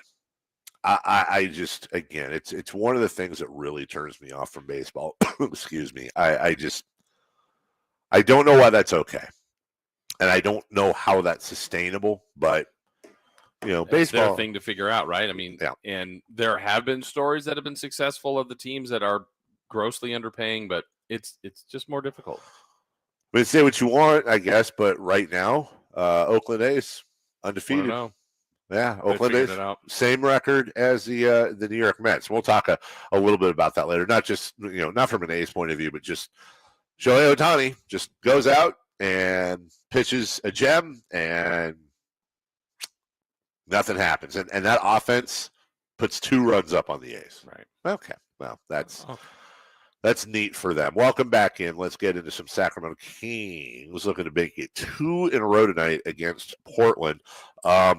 Jason, any concern? Now, we were in the locker room. We saw for ourselves. There will not be any sort of real hangover. And from what we understood, we don't want to put anybody on the team on blast, and we certainly weren't following them around yesterday. But as far as their official schedule goes, one great thing about this team, too, is they're kind of, and I say this in a great way, they're just kind of boring. they're not out partying it up in Phoenix or in Portland. I think they had a practice for a couple hours. They went to the Nike store, which is an NBA tradition up here, Nike headquarters yesterday, and got a bunch of stuff. And I know that you could see on the players' socials they were excited about that. I think Kevin Huerter got himself a new sweatsuit. Jumpsuit, which he'll be debuting. He's got a lot of those. Did you guys see the G-Man getting freshly minted with some new kicks? I did. I was so happy about that because he's missed it because of COVID the last couple times. So G-Man in the night, a couple of Jordans in there. Yeah, I saw it. So, and then they probably, again, I don't know what every player did. My guess is that they came back, they probably had a team dinner and then watched some movies, played a video game, I don't know, whatever, and crashed out. So great, awesome, super, wonderful. But are we worried a little bit about a mental hangover coming into tonight's game? Possibly, but I think this team has the good mix too of one not being there before. Like this is first for all of this. Like I think they're hungry. They finally got the clinch. They know they've got 6 games left. They know they're going to be in the postseason. I still think they've got some goals and some targets that we'll learn from Harrison Barnes a little bit later and from a few others. I think you're still in a spot where you're trying to get the best possible seed. I think they got a target 2, and until 2 isn't happening, then I think you dictate and go, all right, does it make more sense for us to sit Domantas Sabonis tonight and or De'Aaron Fox or whoever? They haven't really done that this year, and the only time they've done that was when, hey, we've heard the phrase, hey, if this was a playoff game, De'Aaron could go tonight. Right. Or if this was a playoff game, Huerter would play tonight. Well, they weren't playoff games. This one won't be a playoff game tonight. Yeah. So even sadly, if there is a mental hurdle, they might, as they showed the other night, could overcome it. Because I thought the first quarter the other night was one of their worst quarters. Yes. And they won the game by 40 points. That dictates so much to who they're playing right now as well. The Kings have tonight against Portland, who is completely thrown in the towel this year. Then Sunday, they come home in what should be a very fun, emotional game, their first game back after making the playoffs. And they will take on the San Antonio Spurs, who also have pretty much thrown in the towel. And that should be, maybe with one exception, the last 2 gimme games of the season. Then they go to New Orleans and they face a Pelicans team that's playing a lot better. They look a lot better. They're trying to peak going into the playoffs and get in there. Then Dallas, who's fighting for, if Dallas misses the play-in, that's... You know what that game could be? I don't know how it's going to lay up till then, but man, like the Kings could knock them out. Yes. That could be a game that puts them at a number where they're too far out. I don't know if it'll officially happen that way, but it could. The Mavericks right now are 1 game behind the Thunder for the play-in. And for them to make that trade for Kyrie Irving and miss the whole postseason, that would be an unmitigated disaster. Yes. So you kind of get the feeling that the Mavericks, who will be playing again at home, will be doing everything they can. I don't know what it's going to be like in 4 games. Neither do you, of course. But as of right now, the Warriors have a 1-game cushion, I believe, on either side for the 6th seed. And that's the second to last game of the year. That's going to be at Golden 1. If the Warriors are still in the mix and in danger of falling back, I think that presents an incredibly interesting challenge for Mike Brown. Yes, I agree. It's your second to last game of the year. You're at home, but by then you're almost certainly probably not playing for anything unless they catch or get close to Memphis. But let's just assume they're not playing for anything. Yeah, at that point, well, let's put it this way. I'm going to give you the 2 scenarios. If you're within 1 game, you're playing. You are. If you're within 2, what do you do? Because that's the game. It's also your home finale for the regular season. Yes. You would have to win both. Memphis would have to lose both. You also know you're going to Denver for game 82, and I'm going to guess Denver's going to shelf everybody. Yes. But if you're 3 out with 2 to go, then it's easy. I think you just go, all right, who doesn't want to play? I don't think you ask that, but I think you have a organizational talk and he talks a lot about the leadership council of the team, which I think is Barnes, Fox, Sabonis, and Davion. Actually, I think those are the 4. You talk to those guys, you talk to the coaches, you talk to the front office, and say, what's our plan here? Right. But to your point, if that's a game that the Warriors need, because we do know this, the Warriors only won up on Minnesota, and New Orleans, but when Minnesota and the Warriors were tied, Minnesota had the tiebreaker. Right. So if they're only one up, they're going to have to play.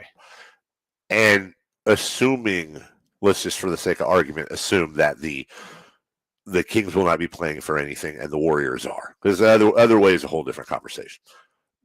Not only does Mike Brown have to decide if he wants to play anyone, but also that's your probable first-round opponent. Correct. Do you sit your guys to rest them, but also you don't want to show your hand at all? Yeah. They've already played each other a few times this year, but do you really want to get into a situation where it's chippy, where it's all over the place, and now you have some sort of a message waiting for you when you pick it back up in another week? Yeah, and the other part about that, we keep looking at the 6, and if the Warriors need to win to, do they move up to 5th? Yeah. I mean, on that night, and if they want the King, that could be such a weird that's true. night. They want the Kings, so it's like the final score is 8-4. Yeah, it's like, wait, who's playing? Fans of the Warriors versus fans of the Kings. Interesting thing about Memphis, the Kings are 2 back right now. Memphis has a tiebreaker. No, we have the tiebreaker. Yeah, it will end up being in favor of the Kings if the Kings catch them. Yeah, because it's 2-2. Yeah. Okay. Interesting thing with Memphis. So the Clippers beat them at home, 141-132. That was without Kawhi Leonard sitting for personal reasons. That's a rematch tonight. Same place, same teams. Clippers. Then they go at Chicago. Then they come home for Portland, which will most assuredly be a win. And then second night of a back-to-back at Pelicans. Yeah, after the Kings played them the night before. Right. Then at Milwaukee, and who knows there. And then they finish Sunday at Oklahoma City in a game that could very much have playoff implications for Oklahoma City. Memphis does not. They have a potential to have a very difficult schedule the rest of the way. And if the Kings are just 2 back, I don't think the 2 seed's out of the question. Well, that's the other part that could be funny. Let's imagine game 82 and the Kings are either tied or within 1 of Memphis. And everybody, and I'm doing air quotes, wants to play the Kings. You can't plan that below. No. Because you're like, wait, are the Kings going to get to 2? Are they going to stay at 3? If you're 7 or 8, you're in that plane. That's going to get messy. And then you would end up playing, if you were the Kings and you did secure the 2, you would end up playing one of, as it stands right now, the Pelicans, Timberwolves, Lakers, Thunder. Or the 7-8, yeah. The 7-8, yeah. Excuse me, you're correct. So, I don't it's going to be a real interesting last week of the season. That's for sure. Yeah. We'll take a break. When we come back, he's red, he's velvety, he's loungy. Brought to you by Jiffy Lube, the Red Velvet Lounge. That's coming up at 7:27. 3 for Madness. We'll talk about Portland. We'll talk about Aaron Judge. And we'll talk about that game in itself. Before the Kevin Huerter Show hits, 3 for Madness right after this. Check out the Golf to Go Hour with Frank LaRosa every week on Sacktown Sports. Get the latest on equipment, area courses, people who play the great game, and plenty of good conversations about golf. It's the Golf to Go Hour every week with Frank LaRosa on Sacktown Sports. Golf to Go is brought to you by the Hagen Oaks Golf Super Shop, America's most awarded golf facility. Naturewood Home Furnishings, where it's all about choices and always about quality. Finding great candidates to hire can be like, trying to find a needle in a haystack, but not with ZipRecruiter. Its powerful technology actively finds and invites qualified candidates to apply to your job. So while other companies might deliver a lot of hay, ZipRecruiter finds you the needle in the haystack. See why 4 out of 5 employers who post a job on ZipRecruiter get a quality candidate within the first day. Try ZipRecruiter for free at ZipRecruiter.com/free. That's ZipRecruiter.com/free. There's really nothing better than hitting the open road in a new Honda. And at Northern California's #1 Honda dealer, Stockton Honda, we are proud to provide our best selection to get you there. Buying from Stockton Honda couldn't be smoother. Wherever the road you travel might lead, Stockton Honda is happy to get you there. Anytime, anywhere, it's all here. StocktonHonda.com. Based on 2022 total new and Honda certified pre-owned vehicle car sales from American Honda Motor Company's own report. 3 questions, 3 answers. It's 3 for Madness on the Carmichael Dave Show with Jason Ross. Here's question 1. Coming up next, the Red Velvet Lounge brought to you by Jiffy Lube. In the meantime, J-Mar's back in studio. A little 3 for Madness. We need to find someone to sing us like a super smooth jingle for the Red Velvet Lounge. Yeah. Make it real sexy like. Ooh. a project for all of you people that like to come up with fun fan, entered songs. Give us that one. Friend of the show, Brian Strand, who's the lead singer of local legendary band Oleander, actually sent me a new song of his a couple days ago. I'll bet you I could ask him. You should. To set us up with a Red Velvet Lounge jingle or some sort of intro. I think it'd be fantastic. Okay, I'll get on that after the show. In the meantime, get on 3 for Madness, would you? Hey, I'm riding it. Well, hey now. Gentlemen, you've been in Portland for a day and a half. Have you enjoyed anything non-basketball related? There's the show. I enjoyed our show yesterday in a weird way, but I'm assuming that doesn't Very count. basketball related. Yeah.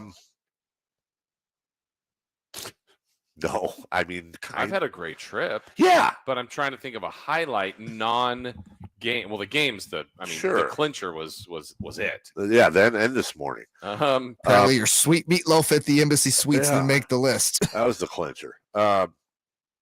Jason, I mean, honestly, and I'm not saying this in a whining way. I'm just saying this in a factual way. It's been a lot of work. It has been a lot of work. I think it hit us last time when we were at dinner. I think we spent the better part of yesterday delirious. I agree. Just in a little bit of a fog. Yeah. And I don't think either of us have really caught up on sleep yet. Last night we finally got a little, but you know what? We will tonight. Yeah, with that, I was looking at our boarding pass. We board at 4:30. Who booked that? Exactly, Jay. We land. Think about this. We will be landing in Sacramento before 6:30 tomorrow morning. Who booked that? Who booked that? Well, to be fair, it was you, wasn't it? Well, no, I mean, I think technically our boss booked it, but I recommended it for a couple of reasons. First off, it was like, I don't know how much it was, but like the fare for that thing was like 40% of all the fares for the rest of the day. So it's like, all right, despite the bullet, we'll get up early because otherwise it was like $10 million to fly back. $10 million. And then the other thing, I got to be honest, it's going to suck tomorrow morning. Yeah. It's going to suck on the plane, and it's going to suck driving back. It's a lot of suckage. But then getting home, I'm going to take a nice long hot shower, and I'm going to take a nap, and it's going to be awesome, and we'll be able to save some sort of the week. Jason, I think he should buy you and Frankie breakfast tomorrow because of that. At what time? Yeah, whichever you prefer. When you get off the plane, yeah. Well, I'm sure I'd probably try to buy Frankie. Oh my God, I want to tell this story. Can I tell this story without getting him in trouble? It's like good. Can we wait a segment or two? No. Yes. Thank you. No, we haven't done anything fun in Portland other than basketball related, but the basketball related stuff has all been great. So there's your answer. Question 2. Aaron Judge hit a home run in his first at bat against the Giants yesterday. Insult to injury for Giants fans? Honest answer. You're one of them. Yeah. Yeah. I don't care. That's your honest answer. It literally affected me. The only you wanted Aaron Judge. No, I didn't. No, he didn't. When we talked about it, I did. It cost him too much. It just I went before the whole Correa has no leg thing or whatever it was. Like I honestly, money to money was cooler with that move. Because I think they need multiple things. They don't just need a guy that's going to sell tickets and hit 60 home runs and whatever. If they spend all of the money to get Shohei Ohtani and they don't get him in the first game, he goes against the Giants, he hits a home run and shuts him out? That would very much, because I really want Shohei. That's the move I think they, I mean, of course, everyone wants Shohei, but that's the move. If they end up not getting Judge and not getting Correa, but they end up getting Shohei Ohtani, then it's super cool. Honest to goodness, though, and I told you this off the air, the only thing that bothered me about the game yesterday, the only thing I cared about, Logan Webb took the loss. He was great. He was great. 12 strikeouts. Yes, that's our Rockland guy. Love him. Want him to succeed. That was the only thing. I will flip this one, Jake. It didn't happen, but obviously Aaron Judge was very close, seemingly to signing with the Giants. If the same thing happened yesterday and he was a Giant, his first game of the year is at Yankee Stadium, and he homered in the first at bat, that would have hurt. Would that have got him a double hand wave? And a leg kick. Oh! I mean, real baseball talk, though. Yankees beat the Giants yesterday. Giants 0-1. They've only got 161 games to figure this out. And so I'm not saying it's panic time, Joe Panic time right now, but might be close. There's 161 more games. Hey, Jay. Yeah. What's the magic number? Yeah, what's their magic? Are they from getting eliminated? 161. 500. Oh, okay. Number 3. Question 3. Speaking of those San Francisco Giants, their game yesterday with the Yankees lasted just 2 hours and 33 minutes. Early sign that the pitch clock is working. I think. And by the way, can I put that in perspective for people? Yeah. That is the length of a televised basketball game without halftime and in between quarters. So I think baseball is getting what they wanted out of this. And yes, I think there's no doubt the pitch clock, along with the other rules, slated towards speeding the game up. I think it's all working. Obviously, it's not a think. The numerics are there both from yesterday and also from spring training. I do wonder if the pendulum's going to click back a tiny bit because it's inevitable. We are going to have a game, a marquee style game, decided on some form of batter not in the box in time, pitcher didn't pitch on time, some sort of weird thing, and it's going to be a thing. I honestly think baseball would be fine if it was closer to 3 hours than 2:33. I think there's a little bit of a squish there, so I'm not entirely sure there won't be adjustments. No, that's just your meatloaf coming back up. Hey, now. You know what's weird is being at games. Yeah. I don't know. It's such a good chill, relax, hang out. You're not watching commercials. You're at the park. There are people watching. You're talking to people you're there with. I never feel like being at a game is too long. Watching, it's a different story. So I think it's going to help the television audience, which is seemingly shrinking at all times. I wonder if that will pendulum the other way. I don't know that it would ruin a fan's experience at the game, but if they're becoming like, wow, I drove from Sacramento to San Francisco and this game was an hour and 58. Yeah. Like my drive was almost longer. My drive was longer than the actual game itself. Certainly both drives going for, but I don't know that would deter people. Sure. But I wonder if people will start to think about that on that end. We'll take a break. When we come back, the Red Velvet Lounge brought to you by Jiffy Lube. We sat down with Kevin Huerter yesterday, and I, amongst other things, talked to him about a potential a sponsor in addition to Jiffy Lube for the Red Velvet, still delirious, Red Velvet Lounge. A lot of crap talking, but also a lot of fun, a lot of laughs, and a lot of Kings basketball. Kevin Huerter right after this on Sacktown Sports. The Sacramento Kings are finally returning to the NBA playoffs. The horn sounds, and for the first time in 17 years, 16 seasons of frustration, 16 years of wandering in the desert looking for that oasis, the Kings have finally found the sparkling waters, the palm trees. It's not a mirage, it's the real deal. How deep a run can they make? Tune into Sacktown Sports and SacktownSports.com for the most in-depth Kings coverage in the 916. There is an X. Aren't these by all the name- charitable donations? At Magda's Tax Prep, every person I'd rather counts. not have to file for an extension. She needs new auditors to maximize returns on her family time. On itemized deductions. Hey, can someone help with these 1099s? Indeed can help her hire great people fast. I need Indeed. Indeed you do. Our hiring platform instantly connects you with quality candidates whose resumes on Indeed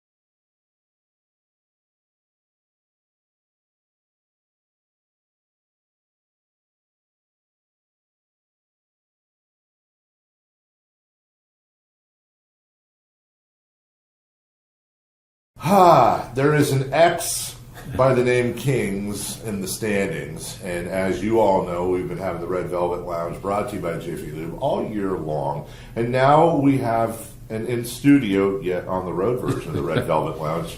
Kevin, good morning. How are you? I'm doing good. It's just quite the little lounge we got. It's conference we room. called ahead. Yeah. Okay. At least they know. We're high class. Yeah. We have the game on. We know you're a Yankee fan. I have to. Yeah. Aaron Judge, home run.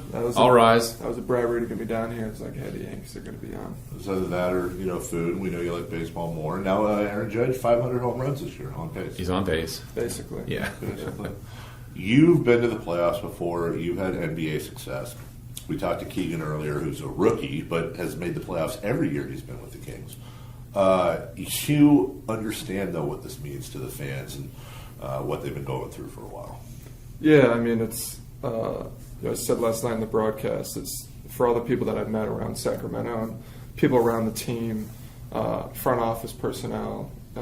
Yesterday we were sitting in the lobby and talking to people that work for our team, our equipment manager, media relations person. Like, there's so many people that have been here for years and have never seen a playoff team that people that get emotional. Yeah. And for me, being year one, like not really truly understanding of it, coming in and just seeing the trauma people have gone through and following this team and wanting the best for this team, and finally, we were able to get over the hump and at least make the playoffs. You can see just how much it means to everybody.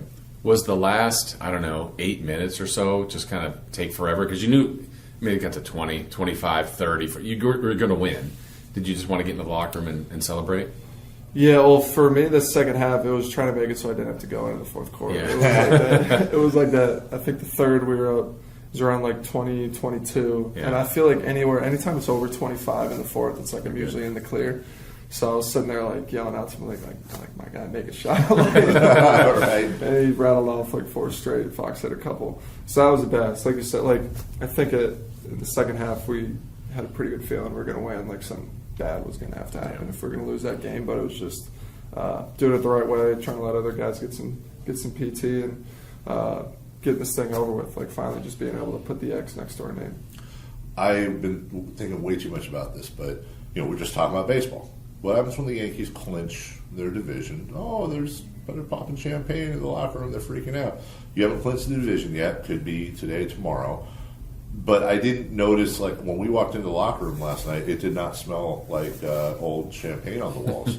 So is there going to be, maybe that's not your job, but is basketball a sport where you do that? Do you before the finals, just to clinch a playoff spot, champagne? Yeah, I hadn't done that in the past. Okay. I feel like playoffs, maybe basketball might be different. Baseball is like you clinch the division, you get a bye. You're going for it. You're going for it. Basketball, I feel like you win your conference, you get to pop the champagne. Okay. Even in the past, like I'd win playoff series, and there was definitely celebrations with water, but there was never a champagne shower. So put that up there as a goal of mine. A little different then, I guess. Yeah. Well, was it you that got Keegan with the water? Yes. Yeah. Got Keegan. Seemed to be the only guy that got the memo with the water. But if we're going to celebrate and Keegan's right next to me, like he deserves to be water showered. Yeah. And he didn't want me to do it, which was more incentive for me to do it. So we talked to him. We had an in-depth conversation earlier, a very serious conversation with him about his food. And we know that he's gotten a lot of crap for it, but then when you actually hear it in person, he's like, yeah, I eat, chicken, rice, and vegetables with hot sauce. Yeah. 3 times a day on game day. Yeah, every day. How do you guys, as a rookie, and as him being a rookie, how hard is it for you to allow that, without repercussions? It's better that way than the opposite way. I've had rookies before that only eat pancakes, when we go in the morning. And literally a stack of 6 pancakes every single day. And it's just like, my guy gets some vegetables on that plate. Yeah. The road is tough because we all try to eat healthy, and the options are limited. Everything's fried, so it's on the road. You get chicken breasts, you get rice, and you can throw a couple steamed vegetables from the hotel. Sure. You can always put it together. The worst is that Keegan goes home, and he still does that, and it's still just like chicken, rice, like pasta, it's real. It's like you gotta throw something. But he's a simple guy. No one should be surprised at this point. And I feel like everybody's pushing him, either it's food or energy or personality. This is him, isn't it? Yeah. Well, he's going to evolve. He doesn't realize he's going to evolve. Right. You're going to make it happen. But the best part is he's going to be in year 4. and we're going to be at like some sushi restaurant, some Nobu, and he's going to be eating raw fish. And you're like, just look at him all proud. Like, look at you, Keegan. Look at our guy. You have grown up. Like Vince Vaughn and Swingers. He grows up and that's fantastic. Yeah. We know that you. Oh, one more thing. When you were on the floor, we're watching you guys as time's winding down. I know you know that there's Sacramento Kings fans there, but in the moment, are you able to really kind of soak in like the chants and the light the beams and the Sacramentos? Do you hear that, or are you too locked in? It never gets old hearing the light the beam in someone else's arena. Yeah. And even pregame, you could see, it felt like we had a lot of fans there. You know, there was a lot of Kings jerseys. I don't know if that's normal in Portland, but it definitely felt like obviously the stakes of the game and clinching. And you could feel it, like people wanted to cheer the whole fourth quarter. And it was just, for us, and I'm sure for everybody, like just finally having it done, having it like just check the box, put the X next to our name, get it over with, let's clinch. And as time was winding down, it was definitely like at least for our team, like a finally. I know what it was like for us personally, but you were playing on the team. People know you're on the team. What kind of messages, text? I'm sure social media went nuts for you, but just who reached out to you to acknowledge a pretty significant night? Yeah, a lot of people that still follow me back at home. Like throughout each stop, I have people from home, people from college, people from Atlanta. You know, there's really everybody along the way. Just quick congratulations, keep going. So it's great. I know there's, even this far across the country, there's a lot of people still following, rooting for us. Is that new? Did you hit the Nike store yet? I haven't. I'm wearing this to the Nike store to get more Nike things. Okay. Yes. Also, I see. Is that the chain, or is there multiple? No, that's great. Is it the chain, or is there? We'll show it for everybody. Okay. So then everybody can just see it. Because Harrison wants everybody to see it. How big of a non-deal this is? That's it. It's literally a box chain. It's a chain. It's just an everyday. It's something that you throw on every day. Nothing wrong with that. Yeah. I got in a cereal box. I got home. I don't know if people want it from me. Yeah. Speaking of that, Alex got the chain. The other chain. Has everybody that's like been here from day one pretty much had the chain, I think? Deli got it the other day? Deli got it the other day. I don't know if Rashawn got it in LA. Yeah. Alen now has it. That might be it. If you don't count Keon and Nimi, PJ came to us. Sure, PJ just got here a couple times. So I do think so. I think that's everybody who's been here got the chain. Yeah. And the G-Man. G-Man got the chain. And G-Man got the chain. Yeah. We just got to get you guys the chain now. We, listen, I went to the team store to try to buy like a replica one. They're sold out. They are selling them now. Yeah. Well, yes. Like, I'm not, okay, I'll just say. So, like, it's like I've seen these. You know what I'm saying? It's like foam. Yeah. And they do you want the real deal? Those are cool. Or like as close to the real deal. Yeah. It's better than not having one. Yeah. But it's also like, it's like the bootleg like toys that you're like, like I want a Transformers and run get the knockoff. Give me GoBots or something. Yeah. I'm not.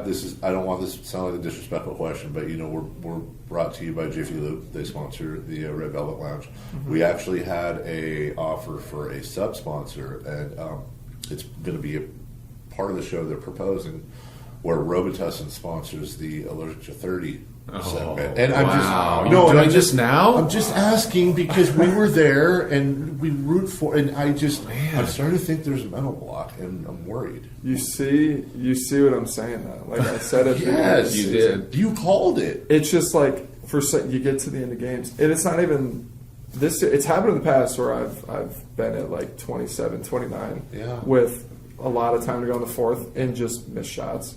Right. But this year, I feel like you get up there and it's just like the opportunity, it goes down for whatever reason. Because it's happened a lot this year. And it's We've watched. And it's not like you're bricking stuff. It's just things aren't, it's like always happening. They take you out or whatever it is. In terms of mental block, so the game did get 30. The game winner to get to 30. Yeah, that's right. So that was like that was amazing. That was just to let you guys know. Yeah. Sorry. Maybe just skip now and go right to like 50. Yeah. Like just skip the 40s. I feel like it should be allergic to 40. Yes. We'll that's just a great point. Yeah. Allergic to 40, just start spreading it. We're pulling for it. Yeah. Like just know that like when you get in 30 zone, like we kind of we lock down. Everybody tightens up a little. It's like, oh god. Yeah. So what's next as far as like this last six? Is it 50 wins? Is it catching Memphis? Like what do you stay healthy. Obviously, that was the first goal. What do you try to do with the last 6 games? You know, we can catch Memphis. I think they're 2 games up on us right now, and we have the tiebreaker. So we're not going to look at matchups. There's been a lot of matchup talk. ESPN, they actually, we saw a video yesterday about people, I guess, seeking us out. So we're not looking at matchups. We're just trying to win games. Obviously, continue to keep rhythm, continue to get better. Talked about the defensive side of the court a lot at length this year. Yesterday was really good. You know, I think 80. That was our season low in points. Thought our ball pressure, everything. We were just more locked in on the defensive side of the court. So, just treating every game from here on out as a playoff game. And then we're gonna have a long break. Hopefully, get some good practices in and go on our first round series. But you know, the rest of the way is continuing to build the right habits. One more game against Portland Friday, which will be today by the time we air this. Even though today is yesterday by the time we air this. And then, I'm confused. Back home. San Antonio, and then onward and upward, my man, right? Yeah. Hit the road. Hit the road. 5 out of the last 7 are on the road. It feels like we've been on the road the whole second half of the year. Like, it kind of does. I haven't been home since January. It feels like that. Well, the whole month of February we were gone, Yeah. and then we went to the All-Star break, gone, and then we came back and we went on another road trip, and then it's been back and forth, back and forth. You win a lot of road games, though. We've been winning a lot of road games. Yeah, what is that? Like, how is it that you guys have the same record? Have you ever thought of that? Like, 'cause obviously, we don't need to talk about the home court advantage of the fans. They're amazing, and you guys know that. It's just, I don't know if it's like a better, like you're really, really good on the road, or why are they matching up? It's so, I feel like you guys should be like 39-3 at home. Well, we're better defensively on the road. Yeah. We don't score as well on the road. We don't make as many shots, so we're better defensively. Gotcha. At home, we make every shot. At Right. home, we play super fast, Right. and we get up and down, and then defensively, we're pretty horrible at home. Yeah. So, some ways, I think there's a mental relax factor, and I hate to admit that, but like the numbers kind of show it. And again, this is something that we've talked about as a team behind closed doors. Is we have to be better defensively at home. That's a big reason why our record is what it is. Sure. And for some reason, just on the road, on that side of the court, we're better. And I think a lot of that is because, we don't score, and we team that kind of figure out a way to win. Yeah. And, at the end of the day, as long as we're winning games, that's all that matters. So if we can win at home with our offense, on the road, we can win with our defense. But hopefully the rest of this year and into next year, we can be a little bit better at home. Okay. That's the only other things I've got. I know, don't spend too much of that. I mean, you can things get crazy at that Nike store. Yeah, I know this because you're saving so much money, but you still got to spend money. But We'll hook the coaches up, Yeah. hook a couple equipment guys up, throw a couple bones here and there. I'll just look for a couple sweatsuits, we're fans of yours and we love you, so we watch you even when you're on competing shows, not having a good time, or other podcasts, of course, not having a good time. Never. You mentioned the headband as a timestamp, like the type of timestamp. My thought was, when I saw that answer, was, will there someday be like a different timestamp? Like, will it be like a laid tight? Or You tell me. I'm open to ideas. I got a lot of people on the team telling me to wear an arm sleeve. Mm-hmm. Never been an arm sleeve guy, but I think if I went arm sleeve, I'd have to ditch the headband because the whole 2K My Player thing is not what I'm going for either. Surprise them with goggles. That's where I was going. I don't know. A mask just because. Goggles just seem so weird. Goggles are tough. Goggles are kind of like the bow tie of the NBA, I think. Like, everything just becomes you are the bow tie. Yeah. Like, you'd be goggles guy. Yeah. Well, if I learn anything from Rashawn, it's that the goggles also don't stay on your face. Like All the Rashawn, time. I think those things get knocked off his face once every 2 possessions. I think they invite contact. Yeah. I think people subconsciously think, well, it's okay, he's wearing goggles. And then, Well, maybe we'll take a poll. Yeah, we'll crowdsource it. Yeah. What can Kevin's next timestamp be? Appreciate you. Of course. Thank you. Thank you. Go Yankees. This was a road game for us, you guys came on the road. We conquered. Would you say we're 1-0 on the road? We are. We're 1-0. Well, 2-0 with Keegan. It's a great point. And then HB popped in here. He snapped. So 3-0. Should be a little nervous talking to HB. It's just so what should we ask him? Give us something like that. You're cool and chill. Keegan's Keegan. HB's like, I feel like he's the mayor. He is the mayor. Right? What can we get him on though? Something. This is a great question. Okay. I'm going to think about it for you guys. Oh, dang it. I thought he was about to say, this is a great question. Yeah. Ask him about, okay, so give us some advice a little later. Yeah. Let us know. Yeah. Okay. I got you. Thanks. Red Velvet Lounge, brought to you by Jiffy Lube. That's Kevin Huerter of your playoff bound, with the X next to their name, Sacramento Kings. Lots of work to get done. We will be right back. Okay, rolls on. We are here with the playoff bound, and I said that for Keegan, and I said that for Kevin, but playoff.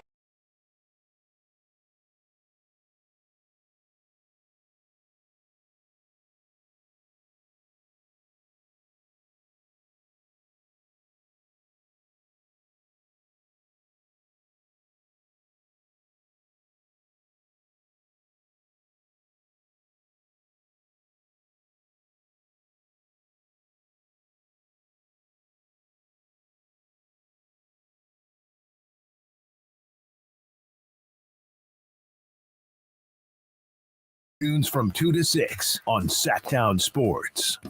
When you take the time to shop at Folsom Lake Honda, there's one thing you'll always find. Happy people ready to serve you.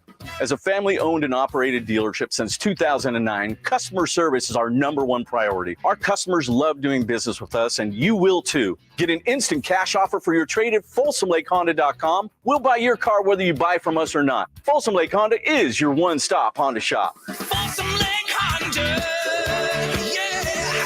One-stop Honda shop. Jiffy Lube's Country in the Park, Northern California's biggest country music festival of the year, is back May 5th and 6th at Cal Expo, starring Lady A, Chris Young, Brett Eldridge, and so many more. Plus, a Boots Boot and Line Dance Saloon, interactive lounges, and Sacramento's best food trucks. Weekend passes start at just $85. Tickets are on sale now at SacktownSports.com. Country in the Park, brought to you by Attic Man Heating and Air Conditioning, Bill Eats RV, and Naughtywood Barbecue. Lowe's knows how to get your lawn ready for spring. And right now, you can take up to $10 off select Scott's fertilizers. Plus, you can save $50 on a Craftsman 20-volt 13-inch string trimmer and leaf blower combo kit. Now just $99. Get set for spring. Visit us in-store or online today, because Lowe's knows home improvement.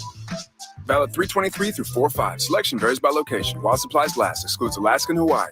Folks, there's been some swings and misses, but he's at bat now, and here's the swing. This could be at least a triple, a home run. Are you looking for a grand slam? Regain and optimize your performance. See what Pacific Men's Clinic can do to make your love life the best it can be. Pacific Men's Clinic's safe and pain-free, clinically proven procedure breaks up plaque and stimulates the growth of healthy new blood vessels. Call for your free consultation now at 916-545-7577. That's 916-545-7577. Only one radio program captures the excitement of hunting and fishing as it happens. The award-winning California Sportsman with Sepp Hendrickson. Only California Sportsman takes you where the action is, live on the water, live in the blind, and live with the top pros and experts in outdoor sports. California Sportsman with Fishing Hall of Famer Sepp Hendrickson is your premier destination for all things outdoors. Sepp's Saturday Morning Outdoors. Ultimate Bass and California Sportsman, 5 a.m. to 8 a.m. Saturdays on Sacktown Sports 1140. Great team, great team. Where's the defense? Defense! Okay, everyone take a break. Greetings, Sacramento. Doug Christie here for the Good Feet store, asking, when is something too good to be true? When it probably is. And had I not experienced it for myself, this spectacular season would definitely qualify as too good to be true. So everyone out there in Radio Land, continue to enjoy. Something else that could seem too good to be true is Good Feet Arch Supports. But trust me, I've experienced firsthand the comfort, balance, and support possible with Good Feet Arch Supports. And so have countless others who have pretty much given up hope. It's time you felt good again. Take your feet to the Good Feet store for a free personalized arch support fitting and test walk. Experience for yourself the comfort, balance, and support missing in your life. The Good Feet store in Sacramento, Roseville, Stockton, Modesto, and now Vacaville, online at goodfeet.com. Giving you extensive Kings coverage live from Portland. It's the Carmichael Dave Show with Jason Ross. Brought to you by Jiffy Lube. Jiffy Lube, we've got you covered. Our thanks to Kevin Huerter, Harrison Barnes at the top of the hour, just 14 minutes away. Our thanks to Jiffy Lube twofold. I went on a pretty long, delirious soliloquy yesterday about Jiffy Lube. This is the greatest plug in modern-day history for anyone, but man, every bit of it, and how great they've been. And we certainly appreciate everything they've done and will continue to do for us and for the community. Again, coming up at 8, Harrison Barnes, the mayor of the Sacramento Kings. You know, I was thinking about this yesterday. You guys remember Steve Bartman? Of course. Steve Bartman, if you don't know, was a Cubs fan, diehard Cubs fan, local school teacher in Chicago.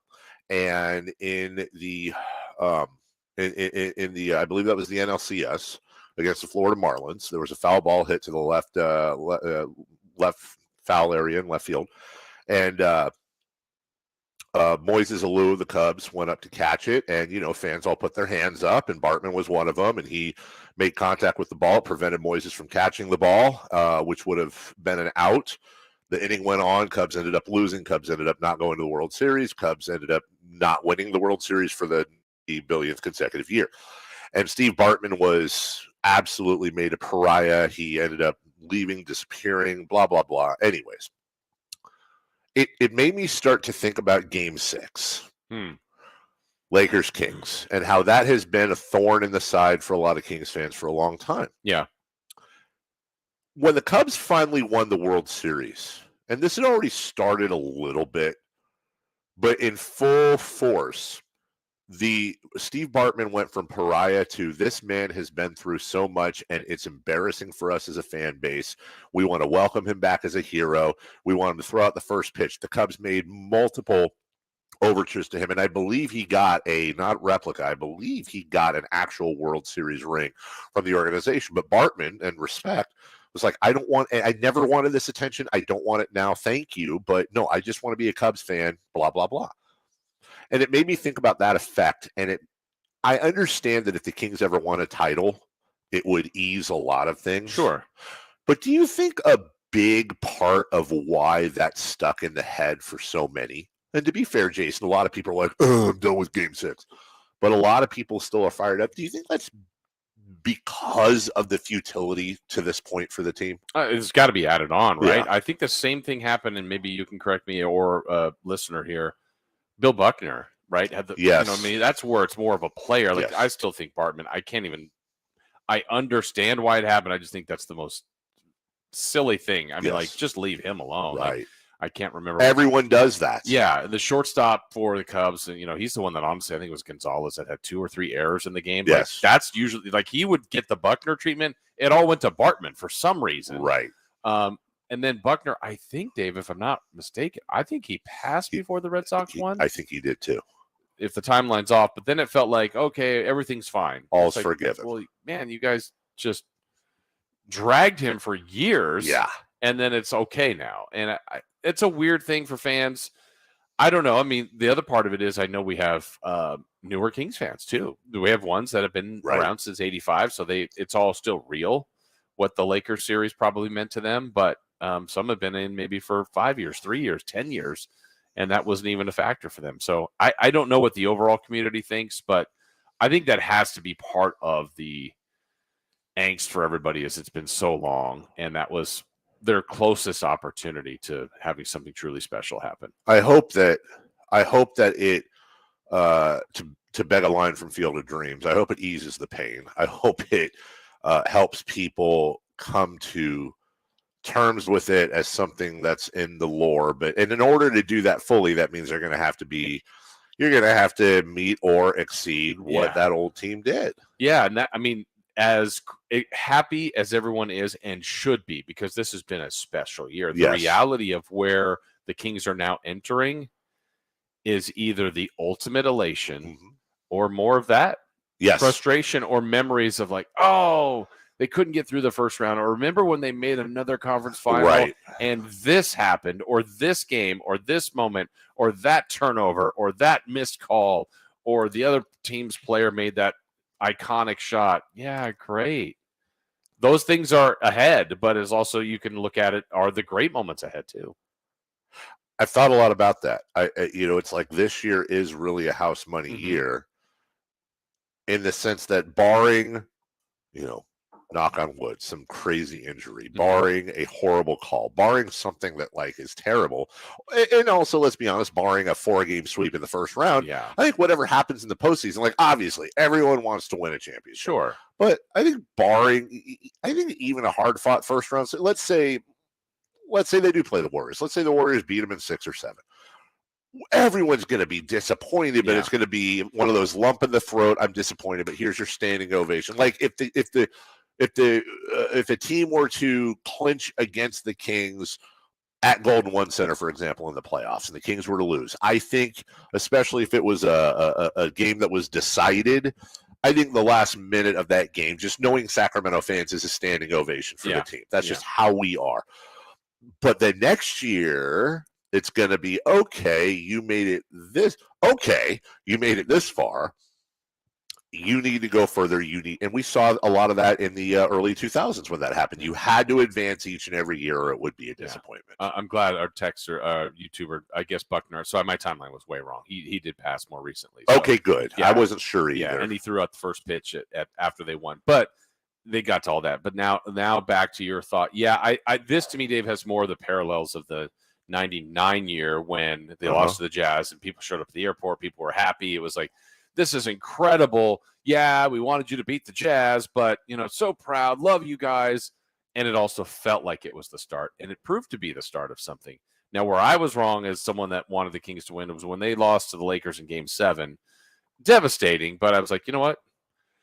It stinks. Yeah. Part of the process. Wait till next year. And next year, I still think was their best team. Yes. Ultimately, Weber got hurt, and they were never quite the same. They were good. They were really good. Just not quite that same level. And I thought it would be a longer ramp up. And for years to come, and I think the comparison is take the Weber injury away. Yeah. Like, here's Kobe and Shaq, always good. Or Kobe. Right. Dirk in the playoffs. Duncan. All the teams they were with all those years. Yeah. Why were the Kings the one that dropped off? Because their best player shredded his knee. Like if Duncan, Kobe, or Nowitzki does that, their fates were different, but they didn't. It happened to the Kings, and they trailed off. We got about 30 seconds, but there's something else. And that's not enough time to talk about this. But I'll just say this. We'll put a pin in it, and we'll save it for another time. I thought a lot about Kevin Johnson yesterday. I really did. I spent a lot of time with all the emotions, including that night we clinched in Portland. I thought a lot about Kevin Johnson. And it's so funny when you get into stuff like that and the backbending and hula hoops you've got to go through because it's a conflict. Mm-hmm. I understand what happened. And by the way, it's not my place to forgive or forget. I was not the one damaged in that whole thing. On the other end, there is no doubt people were throwing credit all over the place. There's no doubt this team's gone without Kevin Johnson. How do you bring all that?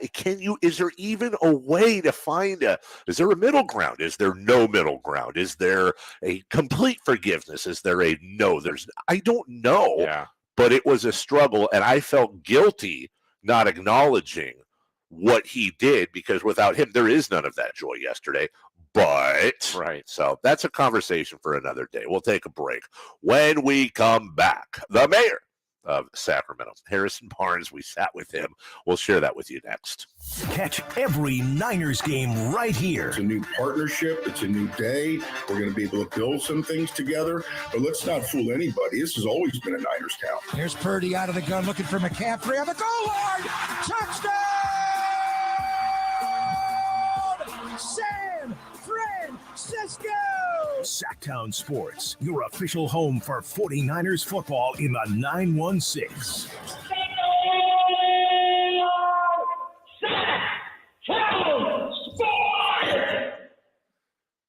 Hey, you looking for solar? You looking for some sort of home project to improve your overall home?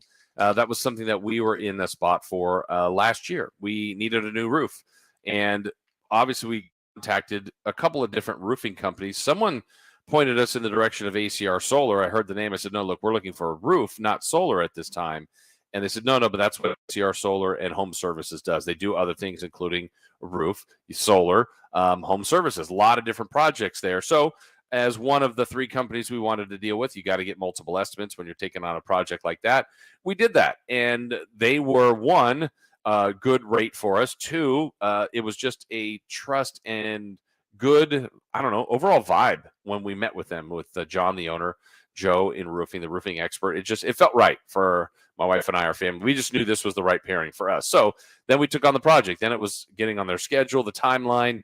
And that was what was so great for us. The open communication. We understood everything that they were going to do and when and how long they would be there per day and so on and so forth. And just, this is what to expect today, the next day, and so on. And then to watch them work was amazing. And now we've got a brand new roof, not even a year old yet. And I'm so glad we did, with all the rain and elements that we've had to go through over the last several months. We've had quite a wet winter and even spring, and I'm sure more rain is to come, but we are in good hands thanks to ACR Solar. So if you need solar, you need roofing, your home services, check them out. Go to acrsolar.com. Some stronger starts. You might just need a fresh charge, and we can take care of that free of charge. But if it is time for a new battery, we've got replacement batteries that'll fit your needs, starting at just $79.99. That's what makes us America's #1 battery destination. Get in the zone, AutoZone. Restrictions apply. Individual rates.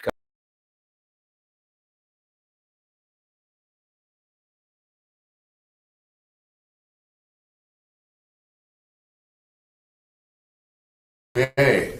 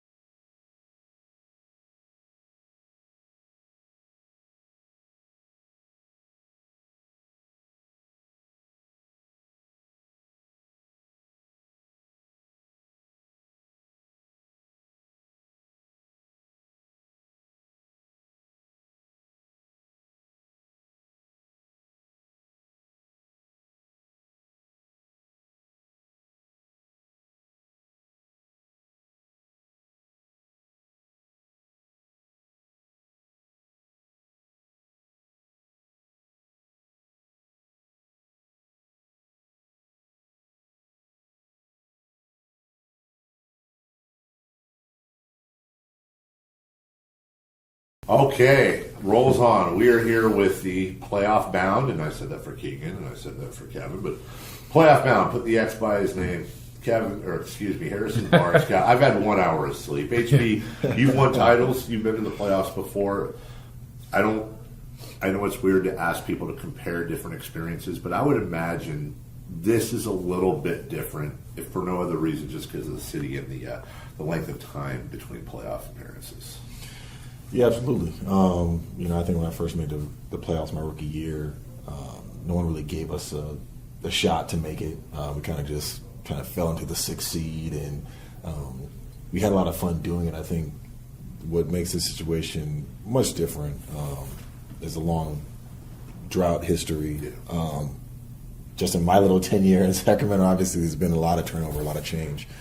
And I think just everything kind of coming together the way it did, people expecting us to be a play-in team or just barely, get over the hump, towards the end of the season, maybe shake it up to, having home court, I think is, it's a special experience.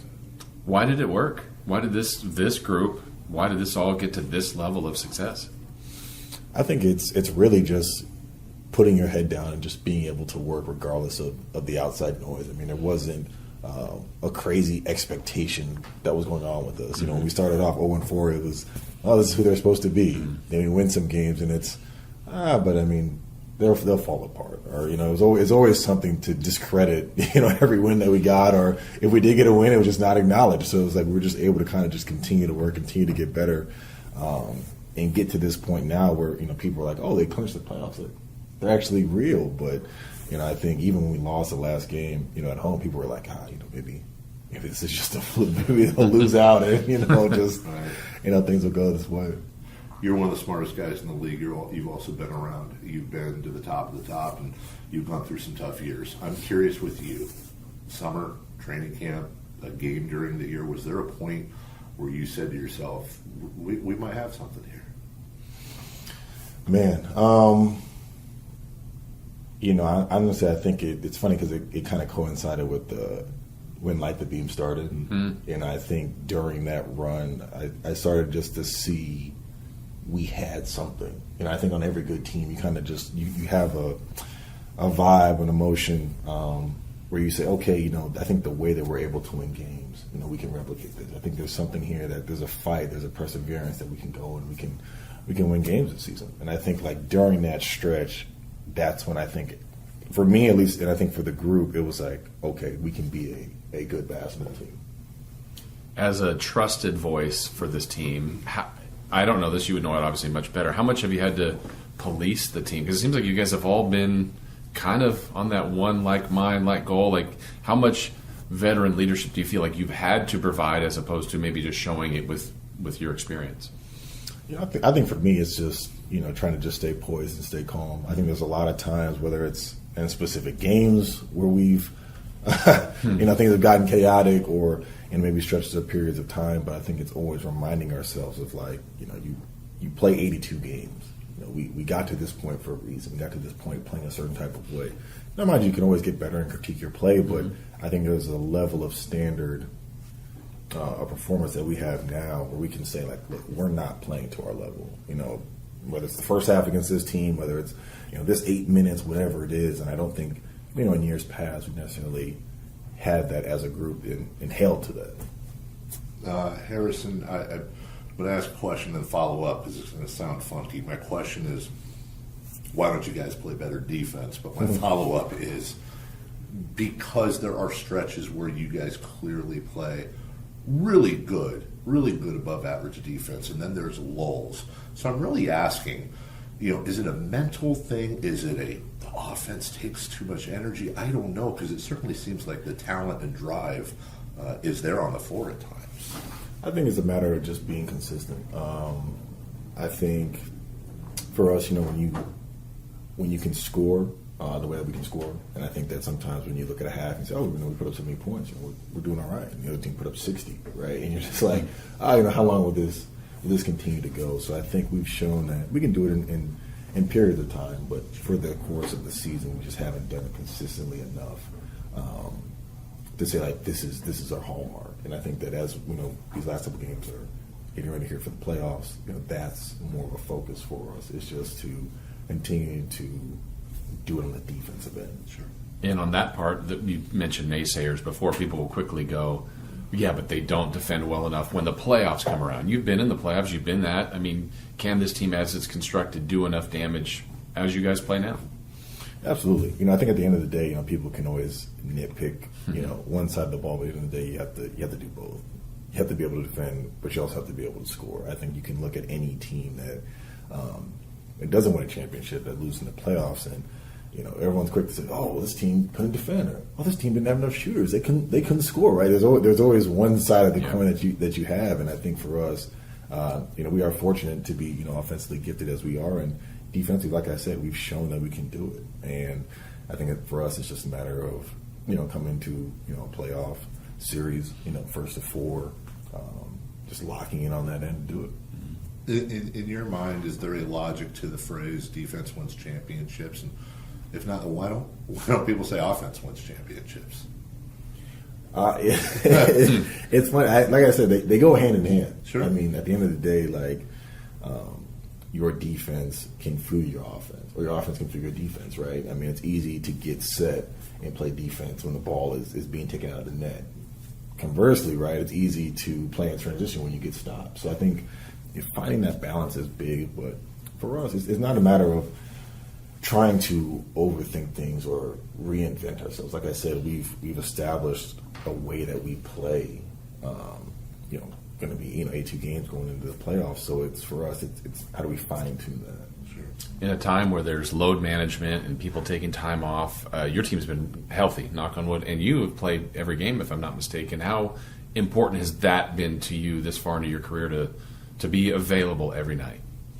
It's big. I think I think about our team and how we got guys play, and I go back to a conversation with Domas that I had in the year, and he had just hurt his hand, and he was evaluating, whether, what he was going to do with that, right? Does he miss time? Does he play through it? Whatever it may be.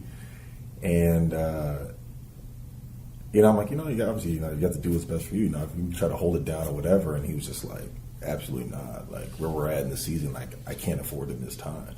And I think, that just embodies, that's one example, but I think that it just embodies, everybody on the team who's fought through something to be out on the floor. There's not a lot of things that always, make it to the media and things like that, but I think that as a team, everyone has taken the collective sacrifice to say, I'm going to push through to be out here for my guys, even if I'm not 100%, even if I'm not, whatever. People might say, oh, this guy, he's not shooting well, he's not doing this in the third, but as a team, I think we have a level of respect for each other to say, like, if this guy's going to be out here, if this guy's going to do this, if this guy, can barely make it through shoot around and try to play tonight, then I'm going to do my part, whenever it's time to step up.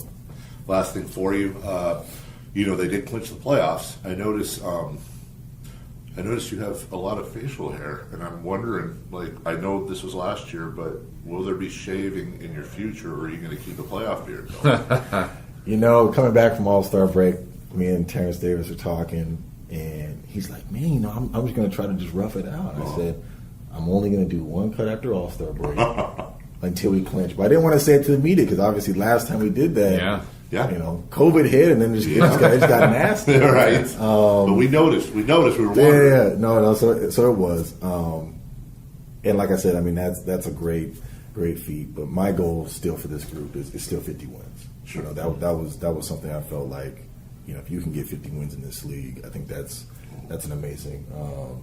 Just an amazing step of where you're at and what to do. I think you can look at a guy like Tim Duncan and all of the attributes and accolades that he got. I think one of the most impressive things he did was all those years of 51 seasons. Yeah. And I think, us being, close to that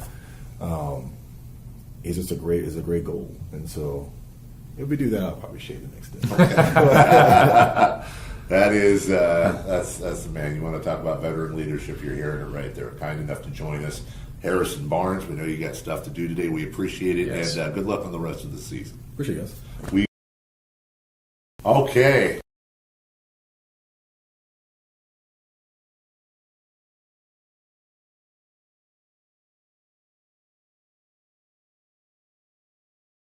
Sacramento's new home for the 49ers.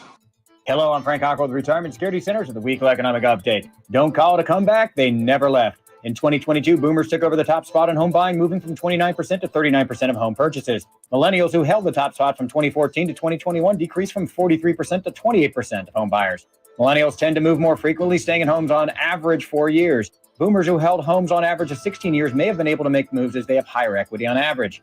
First-time home buyers dropped from 26% to 34% as many are being frozen out due to higher costs. More scrutiny in the banking industry is unlikely to help them as their loans may be considered riskier.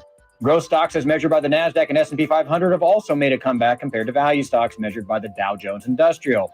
Is this a case of buying low or a trend to riskier investments? How might this affect you or your family? Please go to frankontheradio.com to schedule an appointment, watch videos, and receive market updates. I'm ready to help you start your journey so you can define your future. Frank Cockrell is a registered representative of Lincoln Financial Advisors Corporation, a broker-dealer member SIPC and registered investment advisor. Retirement Security Centers is not an affiliate of Lincoln Financial Advisors. Giving you extensive Kings coverage live from Portland. It's the Carmichael Dave Show with Jason Ross. Brought to you by Jiffy Lube. Jiffy Lube, we've got you covered. Welcome back. Carmichael Dave, Jason Ross, Jay Mars holding it down in the studio. Harrison Barnes is a treasure. He is a treasure. He's a fun convo. The mayor of the Sacramento Kings. I'm pushing hard for that because I think he is. I think he's cool with that. I've heard him called that, the senator, whatever. He's polished. He is going to have a pretty amazing post-playing career. I know this. It may not be in the public light, but he's like a banker. Like I would get my home loan from Harrison Barnes. Yeah, I trust him. I would trust him. Yeah, absolutely. He just exudes ethics and confidence, and somebody that I would let take care of my financial needs. Yeah, and what a journey for him too here. Like he was a good acquisition. Then it was like he got the contract here, and then it was a couple people and for the better part of 2+ years, rumored to be moved. Yeah. And he's made it all the way through the contract. That's going to be a decision for Monty and Wes, the front office this offseason. He's meant a lot. He's been a great King. Good glue guy to what they do. He's played in every game. Yeah. Reliable. You're going to utilize him for the postseason experience. Have to decide on what you want to do with him. Obviously, winning does a lot of things. I've really come. I know it's a tough decision they have to make this summer with Harrison because they do need. How many times has Harrison Barnes won the DPOG chain?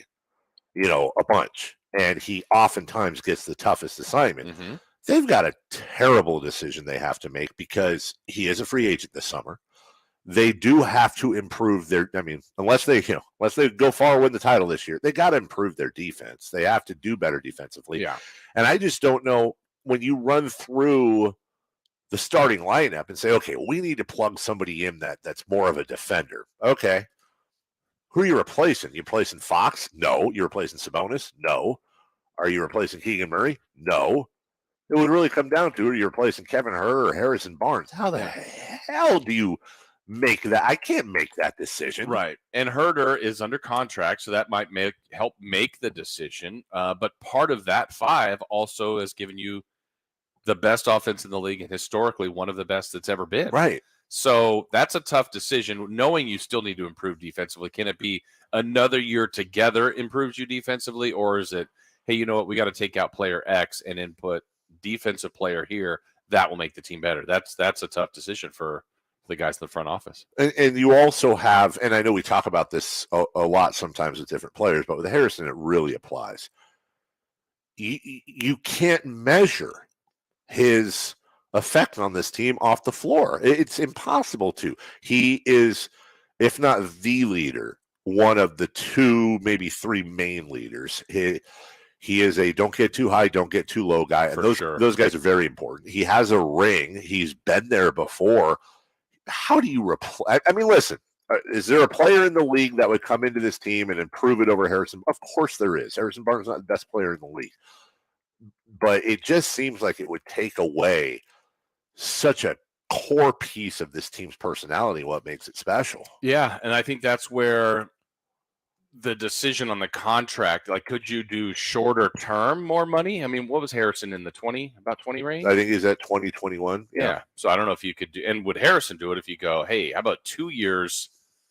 I don't know. I'm throwing out 50, where you're like, oh, you jumped to 25, but you're like, okay, but it's for 2 years. That kind of keeps you in a Fox. Well, Sabonis is the big decision a year from now, which I think that's not. It's really not a decision. It's just, hey, DeMontis, here's a huge wad of cash. Are you good? That max deal's coming. Yeah. And then, you're now going to look at, which is interesting, De'Aaron's deal suddenly looks a lot better. It does. Based on accolades, based on performance. $30 million is a lot of money. I'm not saying, hey, he's cheap, but, what Sabonis is going to make, what other people in the league are going to make, especially in a couple of years when De'Aaron hopefully is still ascending, you're like, wow, that's actually a pretty good contract. I also, something else that's interesting to think about too, that again, a lot of new stuff the Kings haven't really had to deal with for a long time, or gotten, I should say, to deal with for a long time. But for a guy like Harrison Barnes, this might be the first time in a long time where I don't know his agent. I don't profess to get into Harrison Barnes' personal business, but you got to think Kings might get a hometown discount. Might. Why would you want to leave the situation? Why would you want to leave your teammates? He has roots here. He has family here. And not just that, but also, again, for the first time, this is going to be who in the NBA does not want to be a part of this? Right. You're going to have players and agents looking at what's going on with Sacramento and going, wow, they're going to be on national TV a ton. This is the Beam team. Look at the fans. Look at everything going on with the organization. They've gone in 1 year from this dysfunctional, toxic franchise of basketball hell to this is one of the more attractive places to play for a player that wants to be featured and wants to be a part of something special. And if you think about the landscape of the West, based on how aggressive everybody was at the All-Star break, with really the exception of the Kings, I won't say they've compromised their future, but we brought up Dallas earlier, Dave. I mean, they can go a ton of routes. Sure. I would say this. I think the Kings are better off than Dallas right now for the future. 100%. Clippers have some good things, but at some point that ages out with Kawhi, with Paul George, with injury. Like, are you going to continue to add to that group? I don't think Ballmer backs down from any of that, but the Suns kind of went all in, and it might work. They might win a title this year, next year, but they're Paul Durant. Like, they're ahead of a lot of these teams' futures. Let's put it that way. Now, there's some exciting futures, I would say, with Utah, with OKC. Yep. Now they got to execute it right, but I think Kings are in a really good sweet spot in the West of some aging out teams. They're not done, but aging out. Where the Kings, I mean, most of the peak of the roster is in that mid-20s. Yeah. And Harrison's on the higher end, but he's not an old man. This is probably his last best contract, so that's the other part to factor in. But I think he's been happy. He sounded happy to us. Has the goal of 50. Like, he went like, no, I want 50 wins. Right. It's like, wow, and he really thought that's important for this team. And we've heard that from Mike Brown too. Mm-hmm. That tells me, and it's not just Harrison Barnes thinking it. This is a team-wide narrative that has been pushed from Coach Brown and others that 50 wins, obviously making the playoffs is a thing, but getting to 50 wins is like, I don't know if I'm going to call it a sub-goal, but it's obviously an important goal for them. Benchmark, yeah. 4-2 is what you need. That may, going back to our conversation earlier, Jason, that may help answer some questions when we're talking about the remaining schedule. They have to go 4-2 to win 50 games. Portland should be a win. San Antonio should be a win. You're now halfway there. And you have to go 2-2 to finish. You have to go 2-2 the rest of the way. At New Orleans, at Dallas, home Golden State, at Denver. So on the surface, you finish 3 of 4. You finish with 4 teams that are either on 3 or 4 on the road. Mm-hmm. You finish with 3 or all 4 teams are in or have major playoff aspirations. We were talking about, well, do you pull some of these guys? Do you New Orleans and Dallas is on those are back-to-backs. Do you rest some folks? If Denver's sitting everybody, maybe that's a third gimme, but of course you got to play your guys. I think what they do, honestly, I think in their mind, if they could knock out Portland tonight, San Antonio Sunday, and then get both New Orleans and Dallas. I think that's the best case scenario. And then Golden State and Denver. It's like, unless you're creeping on Memphis and you're a game back, maybe they are going to be playing full force the rest of the year. Yeah, and I mean, if you do that and you keep, knock on wood, keep everybody healthy, you also do know that the season would end a week from Sunday, and your first playoff game is either the following Saturday or the following Sunday. So you do have a week. Maybe they give them a day, 2 off, I don't know, with film and prep on Team 7 or Team 6, whoever, what seed they are, and just lock in and be kind of ready physically and no rust kind of thing and ready to go. I don't know how they're going to plan it, but I think while you're in the race for 50, while you're in the race for 2, keep pushing forward and go for those goals. We have already gotten you the Red Velvet Lounge with Kevin Huerter. Want to remind you, we're going to re-rack that for those who weren't around at 9:13. So just under an hour, we'll give you another shot at Kevin Huerter. We just finished with Harrison Barnes. As we told you, we were visiting with a lot of Kings yesterday. Hey, this ain't no fun vacation road trip like we promised. We're going to get you as much content as possible, as we are the home of your playoff-bound Sacramento Kings. So we saved the rookiest for last. Keegan Murray will join us next. I don't want to tease too much other than I think we got a good chuckle out. And as a matter of fact, for Keegan Murray, I think we got uproarious laughter from him. Sit back and enjoy Keegan Murray next on SacktownSports.com. It's Cattles and Rami.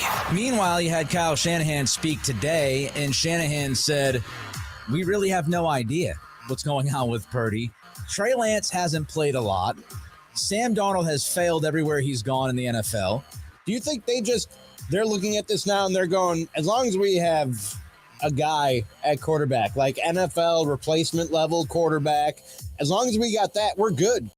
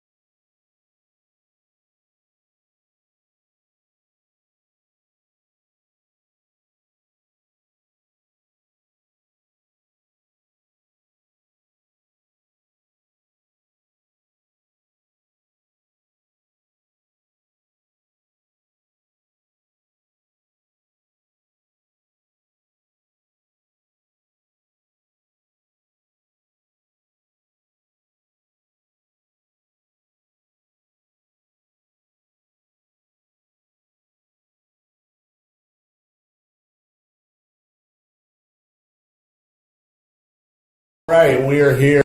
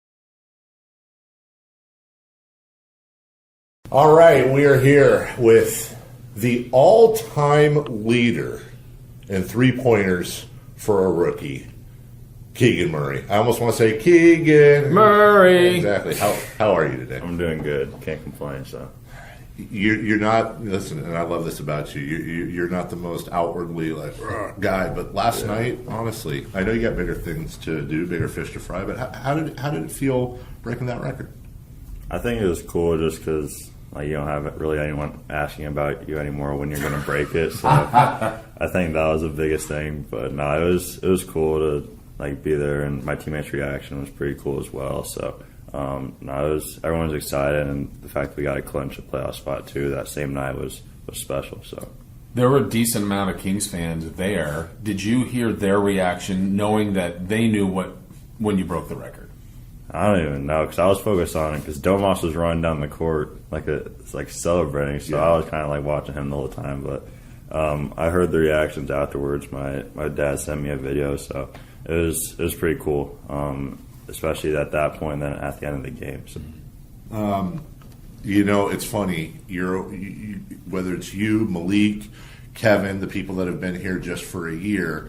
You're all very familiar enough with the history with this team, or lack thereof. 16 years, record for longest drought, and you broke that. But for you, you've never not gone to the playoffs with the Sacramento Kings. Every single year you've been in the league, the Sacramento Kings have made the playoffs. So you don't really need to think about that history at all. Yeah, no. I mean, when during the draft process and leading up to the season, that was pretty much all you'd hear in Sacramento and. When you go around town and stuff like that. But I mean, it's pretty cool to have your first year, especially in my draft position, to be able to get to the playoffs and be as high a seed as we are. So I think it just shows what we have on our team, what we have in our front office. What was the best part of last night, of the clinching night? The best part about last night, I'd probably say the locker room afterwards, just recognizing the kind of people that have been here for the long run. Especially Miguel, our equipment manager, Mel, those kind of people that have been here. So I think that was special, and I feel like the locker room was really fun after the game. How much time do you spend, and I have a feeling that time is already expired, but how much time do you allow yourself to think about, we played, it's awesome, super, and okay, we have the rest of the season, maybe we'll get the 2 seed, we got to hold the 3, and oh, by the way, we have playoffs.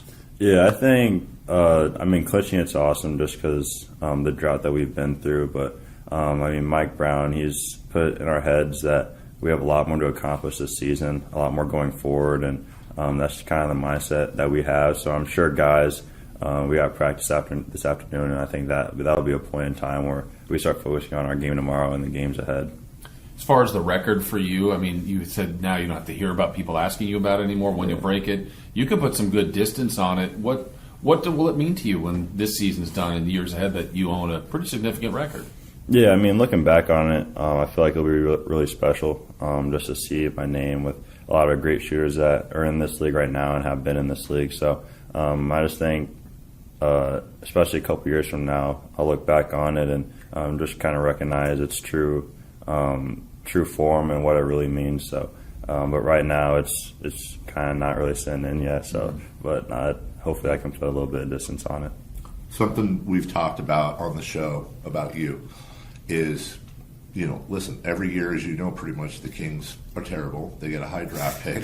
That draft pick comes in, and whether it's Tyreek Evans, DeMarcus Cousins, De'Aaron Fox, so many of them, Thomas Robinson, the ones that didn't necessarily work out, there's this massive pressure. You're the savior, you're the guy, welcome to the NBA, kid. Now you have to do everything. And for you were a very high draft pick. But the difference was you come into a team of vets. You're able to fit in your own way. How much did that really help you settle in as opposed to the other way? Yeah, I think especially compared to just the teams around me in my draft position, we have two All-Stars this year in Fox and Domas, and obviously Kevin Huerter's proven himself this season. Malik's been a spark for us off the bench, and we just got a lot of guys that put them on the basket. So I figured, people wouldn't really like it, but I knew I wasn't going to be the guy on this team, and I just had to find a way for myself to create a spot on this team where I could contribute in a positive way and help us win games. So that was kind of my goal going into the year, not really worried about putting up 18 and 10 a game or anything like that, but just trying to do what I needed to do to have us win ball games. What's seemingly so encouraging for the team and for you is a lot of people believe there's even more for you to offer to the team this year and in years to come. As you see that, what other areas do you think you can still provide as you grow in your career? Yeah, I think right now I've kind of just been spot shooting threes. Everything I've been doing has kind of been within our offense and things like that. And one thing I really want to get better at is defensively, because Mike, he's been hard on me all season, and I feel like that's the best thing for me right now because I know I can be a really good defender in this league, and I haven't really had that opportunity in college to be able to guard the ball, guard high-level wing players, best wing players in the league. So I think I've shown flashes of being really good. I've also shown flashes of being really bad. So it's just kind of being more consistent and just getting better on that side of the ball. And then offensively, I know that I have a lot more to my game than what I'm showing right now. And I'm just excited to have a full offseason of work and get better on that end. When you talk about having more to your game, we know Coach Brown has challenged you to take the ball down the floor, cross somebody up, do your thing, and you've done that at times. Sometimes that's blamed or not blamed on, but the thought is, well, Keegan's a rookie, and it's he'll get his aggression the more he becomes a veteran. Is that the case, or sometimes you get a feeling it's not an aggression thing; it's just a fit thing. If it's either there or it's not, you're not going to force it. Yeah, it's not an aggression thing at all. I mean, there's times where I know where I can be really aggressive. There's times where I feel like if I can give it to another guy, we can get a better shot or a better look, or we can get into our offense. So it's just a thing where I'm trying to play with the other guys on the court and the other four guys because they're all really good players in their own sense. So it's not an aggression thing at all. It's just doing what's best for our team on that side on that offensive end. Now you mentioned Coach Brown. I've heard him do some Keegan impressions. Do you have a Coach Brown impression? I don't know. The only thing I remember was him just turning the Jets on and getting to the quarter, but I don't really know how to do his voice. Because he'll be like, he said, when you said, I got some wiggle, Coach, and he's going to, I figured you got one back for him. No? I'm pushing. I'm trying. You've heard the impression he does, though, right? Yeah, I've heard it. Okay. Is it good? Yeah, do you think it's accurate? I don't know. I feel like I sound different in my head than I do vocally. So we've, and I think it's great that, whether it's coach, whether it's the fans, whether it's your teammates, you recognize that it's all love when people are having fun with how quiet you may seem or your menu choices, which is what we're going to get to next. Now, I'm not one to talk. I'm not going to sit here and be like, oh, Keegan, you got to try all these foods. Yeah. I am curious, though. Are there any foods that you've tried since you've been in the NBA with your teammates or whatever that you've gone, oh, okay, well, where's that been my whole life? I'm gonna mix that in. I'm not gonna lie, my taste palette has gotten worse throughout the season. So I feel like the more food I try, the less I want to try. So, but like I don't know, I've tried like halibut, lamb. Don't like any of those. So. I feel that. Yeah, that makes sense. What was this? Yeah. Did I read you tried or you didn't want to try sushi, or you did? I tried sushi, but I didn't. Like it was like raw, so I didn't really want to eat it. But like on game days, I eat chicken and rice in a bowl with hot sauce 3 times a day. So 3 times? Breakfast, lunch, and dinner, or just multiple meals? Lunch, before the game, after the game. Is your brother the same way? Yeah. Same. You guys are both the same way. Huh? Yeah, we're the exact same. Wow. Well, your parents, do they do that too? What's going on? No. My sister probably has the craziest taste buds ever. Like she'll eat anything, but I don't know. It's just a twin thing, I guess. So when you guys were kids, and like, did you get the whole like finish your food, or you don't get any dessert or whatever, or were your parents pretty cool with trying to work around your taste buds? Nah, it was finish your food. We'd be having like tuna fish and noodles and stuff, and we'd have to eat that, and I hated that. That was the worst meal ever, but I had to finish it. So last thing, as you know, because you are one, rookies are paid on a scale. The higher you're drafted, the more you're getting paid on your rookie deal. Would you rather your brother get drafted higher make some more money and go to a different team? Or would you rather him get drafted? Let's call it 5 spots of a difference. It's going to cost him a little bit of money, but he gets to be your rookie, and the Kings draft him. Do you have a preference? And would you make him wear like a Hello Kitty backpack or something?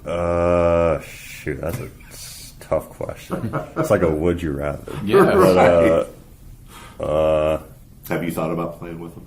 Yeah. I feel like if he came to Sacramento, it'd be cool just to have him kind of go through what I went through, and I know that the situation would be right for him. But if he finds a better team and it's a higher draft spot, I think it's the fit for him. So whatever team best fits him, it might not be Sacramento, it might be. So I'm just excited to see where he goes. It just wouldn't work though, right? Keegan Murray, like that's just it's ingrained. It fits. I don't think it fits as well for him. You can't really do Chris. Yeah, Christopher.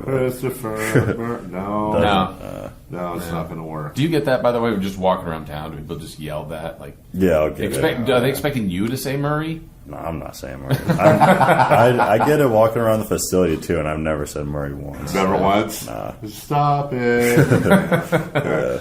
Congratulations. Yes, appreciate you. You've got a lot more work to do. You know that better than anyone, but I hope you realize, and I think you do at a young age, that it's a little bit different in this town, and I think Iowa probably helped you with that. You know, being there, that college town. This is kind of a college town, and we did 4 hours of a radio show this morning, and you had people calling in, crying, talking about relatives that got them into the Kings and aren't with us anymore, their own children. I think you guys have a really good perspective on what this means to the city. Yeah, for sure. I mean, we know what it means to Sacramento. I feel like we knew that kind of before the season, so we just kind of wanted to exemplify that during the season.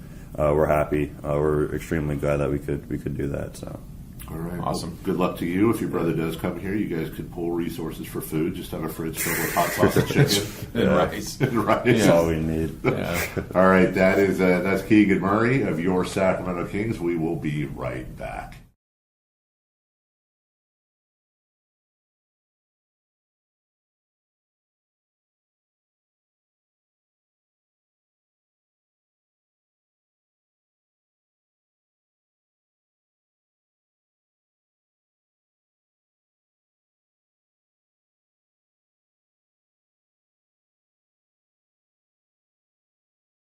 In-depth Kings coverage in the 916.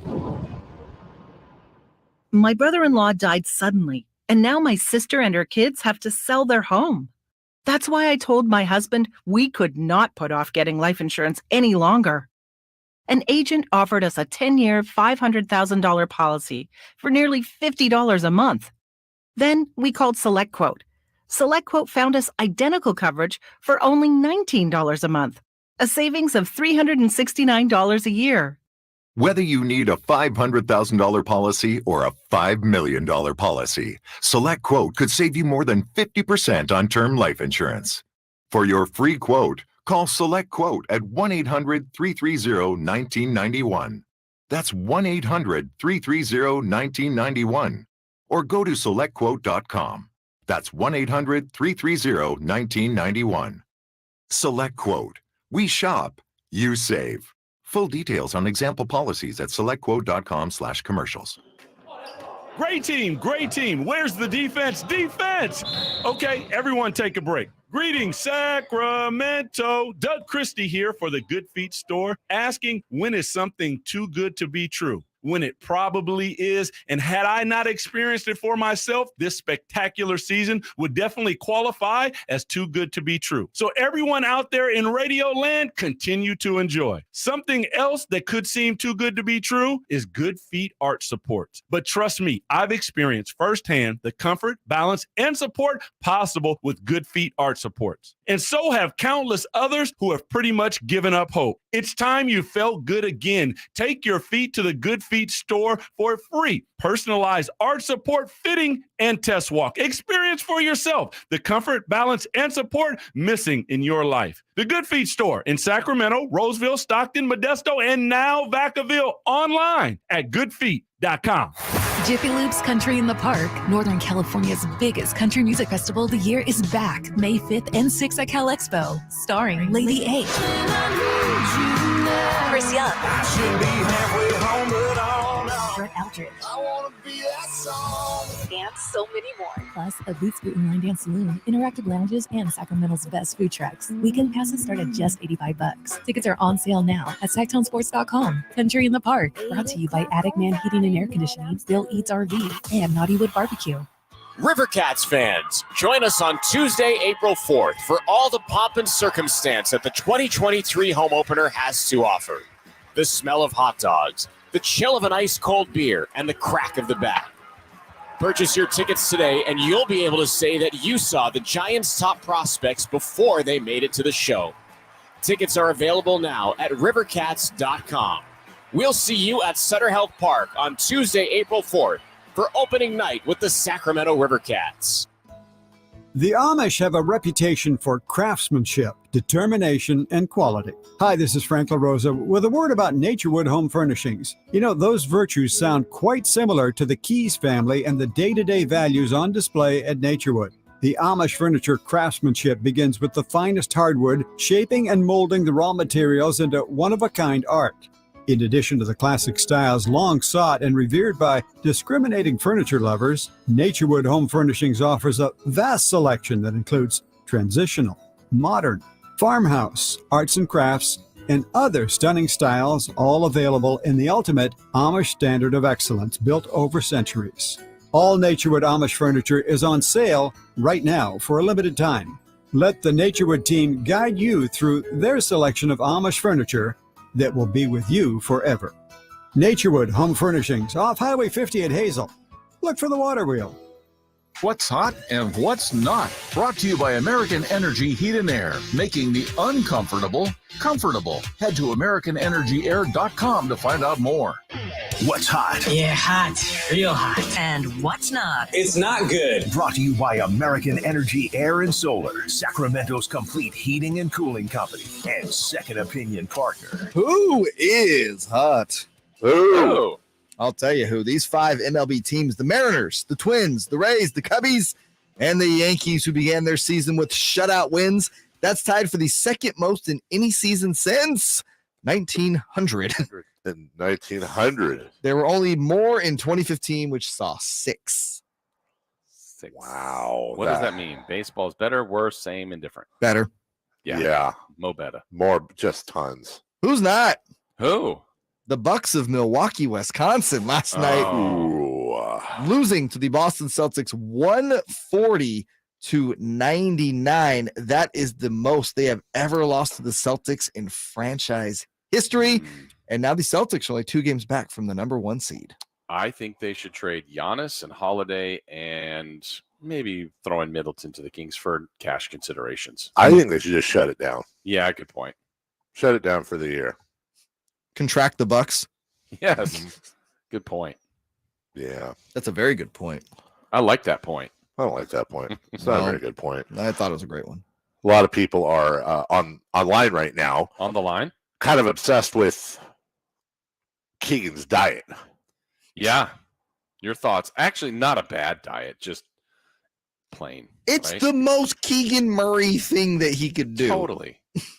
You know, and I thought Kevin Huerter had a lot of good points. One of them being, it's a lot better than a lot of these rookies that come in and eat, Rice Krispie treats and Frosted Flakes 5 times a day. Yeah, chicken and rice and vegetables isn't. I mean, I would like the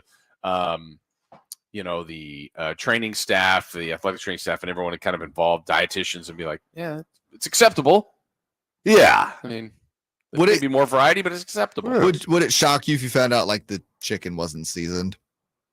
Oh, it's no. Well, maybe not, but that's why he puts the hot sauce on it because it seasons it up. I mean, I would go for seasoning the chicken and ditch the hot sauce. If you find or do both. Good point. If you find something that you like that happens to be decently healthy enough, yeah, you run it into the ground. I went on kind of a long streak of coming home it's always a challenge. What do you eat when you get home from work? Because I'm famished. I got to eat something, man. And we have a unique schedule. So I went on this kind of streak where I did like Odie, some sort of healthy toast that my wife would get. and I put a little bit of low-fat cream cottage cheese on there, and then I'd put avocado on top. So I'd make an avocado toast, and then I put a little red pepper flake. And, man, I had that, like, every day for, like, a month at one point or something like that. But one time a day. One time a day. I'm trying to think, gentlemen, and play along at home before we move on here to, sports. If you could make any food, let's say any food or any dish, I'll go a step further, like super good for you. So I'm saying like a bowl of ice cream. Bling, it's now basically kale and lean meat, and you could eat it and you would lose weight, like that type of thing. How long, and it's your favorite dish, how long could you go eating that? Let's say twice a day. How many days in a row before you're just like, ugh? Well, under that umbrella, like if I could make ice cream good for me, yeah, it gave the superfoods, and all of a sudden it was like the kale. Yeah, I could do that every day. You said ice cream? Yeah, but I think part of why it's good is because it isn't good for. I mean, certain kinds can be better, Dave. but I mean the chocolate or the chunks and different things. Yeah. Can I harness my inner Carmichael Dave and do what you would have done if asked that same question? Well, can I get variations of it? Like that I was already chocolate ice cream, vanilla ice cream. Had you not even said that, my reply to Jason was going to be, but it has to be the same. Now, I'll allow for whipped cream and accoutrements, but then you have to do that every day. You have to do the same thing. You can't go from chocolate to vanilla. Honestly, I would go a week. A week. If it's the exact same thing, no variant, a week. And what would it be? Chicken tenders. That's Jay's wheelhouse. I mean, honestly, he loves chicken tenders. He talks about chicken tenders. Okay, does it change anything, Jay, if you only can use the same dipping sauce? Or eat them plain? Same dipping sauce, and it would still be a week. And your ice cream? Well, I mean, when you said it became healthy, like I know, because I would just go like, I can't do this every meal, every day. Taste-wise, I could. That's what I'm asking. It's healthy. Absolutely. It's healthy. Oh, I could. Honestly, I could probably do any of that. Like, I mean, I could probably have cereal if it's the same idea. I think I would probably choose a combo pizza from. I don't know if I'm allowed to say them, but two local chain pizza establishments. Yeah. You absolutely do, and you could do that every day. Yeah. I think I could do it for breakfast. I think I could do it for dinner. Yeah. Okay. Pizza's a good brunch, dude. But chicken and rice is one that you of all the things Keegan has. Like, I don't know. I feel like I could do that for a while. I could do it for a while, dude. That'd be like teriyaki chicken. Or something. But I could keep having it. I'm like, this is good. This is fine. I go, you know what? At just some point, I want to try something. I want to have something else. Yeah. But having that for a while is fine by me. 3 of the key. Let's start it right now. Give me the music. We got a game tonight. Sacramento versus Portland. We never recapped the other night. I would like to. I think you would specifically. Oh. Hint. Would I? Yeah, we were so busy yesterday. It was a show of chaos. It was a show of chaos, man. So we did this 3 in the key prediction before we even left Sacramento. Feels like we were in Sacramento 8 weeks ago. It was a couple days ago. It was a couple days ago. The day of the clinching game. We asked the question, guys, to all three, me, you, and Jay. The Blazers' high score and their point total. Dave, you said Shaden Sharp, 20. Jay said Nasir Little, 27. I said Nasir Little, 22. The correct answer was Sharp with 30. Yeah, baby. So, Dave, 1-0. Let's go. All right, second question. 3-pointers for the Kings. Remember, they just came out that 5 for 27, and Keegan didn't break the record. And Keegan made threes. Dave, you said 18 and 3. I said 20 and 4. Jay said 17 and 4. So that's total for the team and made for Keegan. Dave, again, you said 18 and 3. The correct answer was 18 and 3. What? I held both? I didn't even know that. Right on that. Wow. I feel very Jay Marzish. Yes. You should. Well, can you complete the sweep? Can I complete the sweep? It was call your shot. Call your shot. Jay, you went with... I think I did. Well, wow. Let's revisit this. Okay. I'll go with yours first. Dave, you said Sharp would have a highlight dunk. Yeah. Remember in the third quarter when he did that reverse 360 from the free throw line and brought the backboard down. You don't remember? He had actually some good highlights, but I was trying to think, did he have a great dunk? I don't think he did. I don't think he did had some either. good highlights, though. Yeah, I don't think so. Then I had a wire-to-wire win for the Kings. That was incorrect. They were 2-0 Portland, and I looked up at you. I went, Right. We caught Magic Eyes. We did. I at one raised the point. popcorn, and you gave me the fist. Bump. Yep. Chris. And last was Jay said Kings would win by 20-plus and clinch. Jay is correct. Jay is correct. Didn't All right. look like he was correct for a while, though. Quickly. All right, for tonight, Emmanuel. Dave, Kings' largest lead. Kings' largest lead will be 33. I say 22. Jay. 26. All right, Kings' final basket will be scored by Terrence Davis. Jay. He just went. I was gonna say Delhi, but I think he's out. It will be scored by Chimezi Metu. Okay, and Dave. Do they still have PJ Dozier? Yeah. I forget. Yeah, I'm going to go with PJ Dozier. Dozier. And then last, Jay, you lead us off. Call your shot. My shot will be the Kings will sweep in Portland, and again, it'll be by 20+. Okay. Dave? I'm going to say that Domantas Sabonis has a triple-double in the first 3 quarters. Okay. 3-quarter triple-double. And I have Metu making 3 3-pointers. Wow. He didn't take any last game. You know what? You know who else? Yeah. I'm trying to place a Metu joke. Like I agree with that. Metu, but I can't. I got to workshop it during the break. You'll have it just fine craft. I will shoot. It'll be maybe the greatest joke ever. We'll take a break when we come back. Final hour of the program, and let's look at the Grizzlies situation. Since the Kings are far closer to the Grizzlies than they are to the Suns. Remember, a Kings win along with a Suns loss clinches the Pacific Division, and you know what? It's going to make some Kings fans are going to get a nice summer bonus out of this thing. Right. I know of at least 3 people that put $100 down on Good it. for them. And- Also, Kings win eliminates the Blazers. That's sad. whammy. All right, we'll take a break. When we come back, we'll take a look at that right after this on Sacktown Sports. It's Cattles and Rami. Come back and beat Utah on Saturday night. I was in the building. Yes, sir. No more Cattles curse. Get it out of my That's out face. man, I'm telling you. Yeah, it's That's gone. been done. It's gone.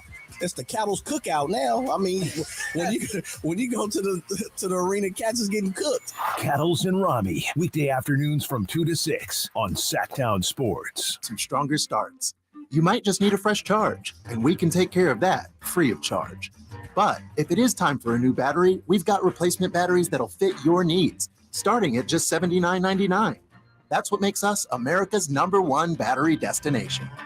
Get in the zone, AutoZone. Restrictions apply. ACR Solar and Home Services is here to help you, just like they helped me. Jason Ross here, and ACR did a great job for my family, bringing their impeccable reputation and great workmanship to keep my family covered with a brand new roof. Now we're comfortable and dry during Sacramento's rainy season, knowing our home's structural integrity is protected.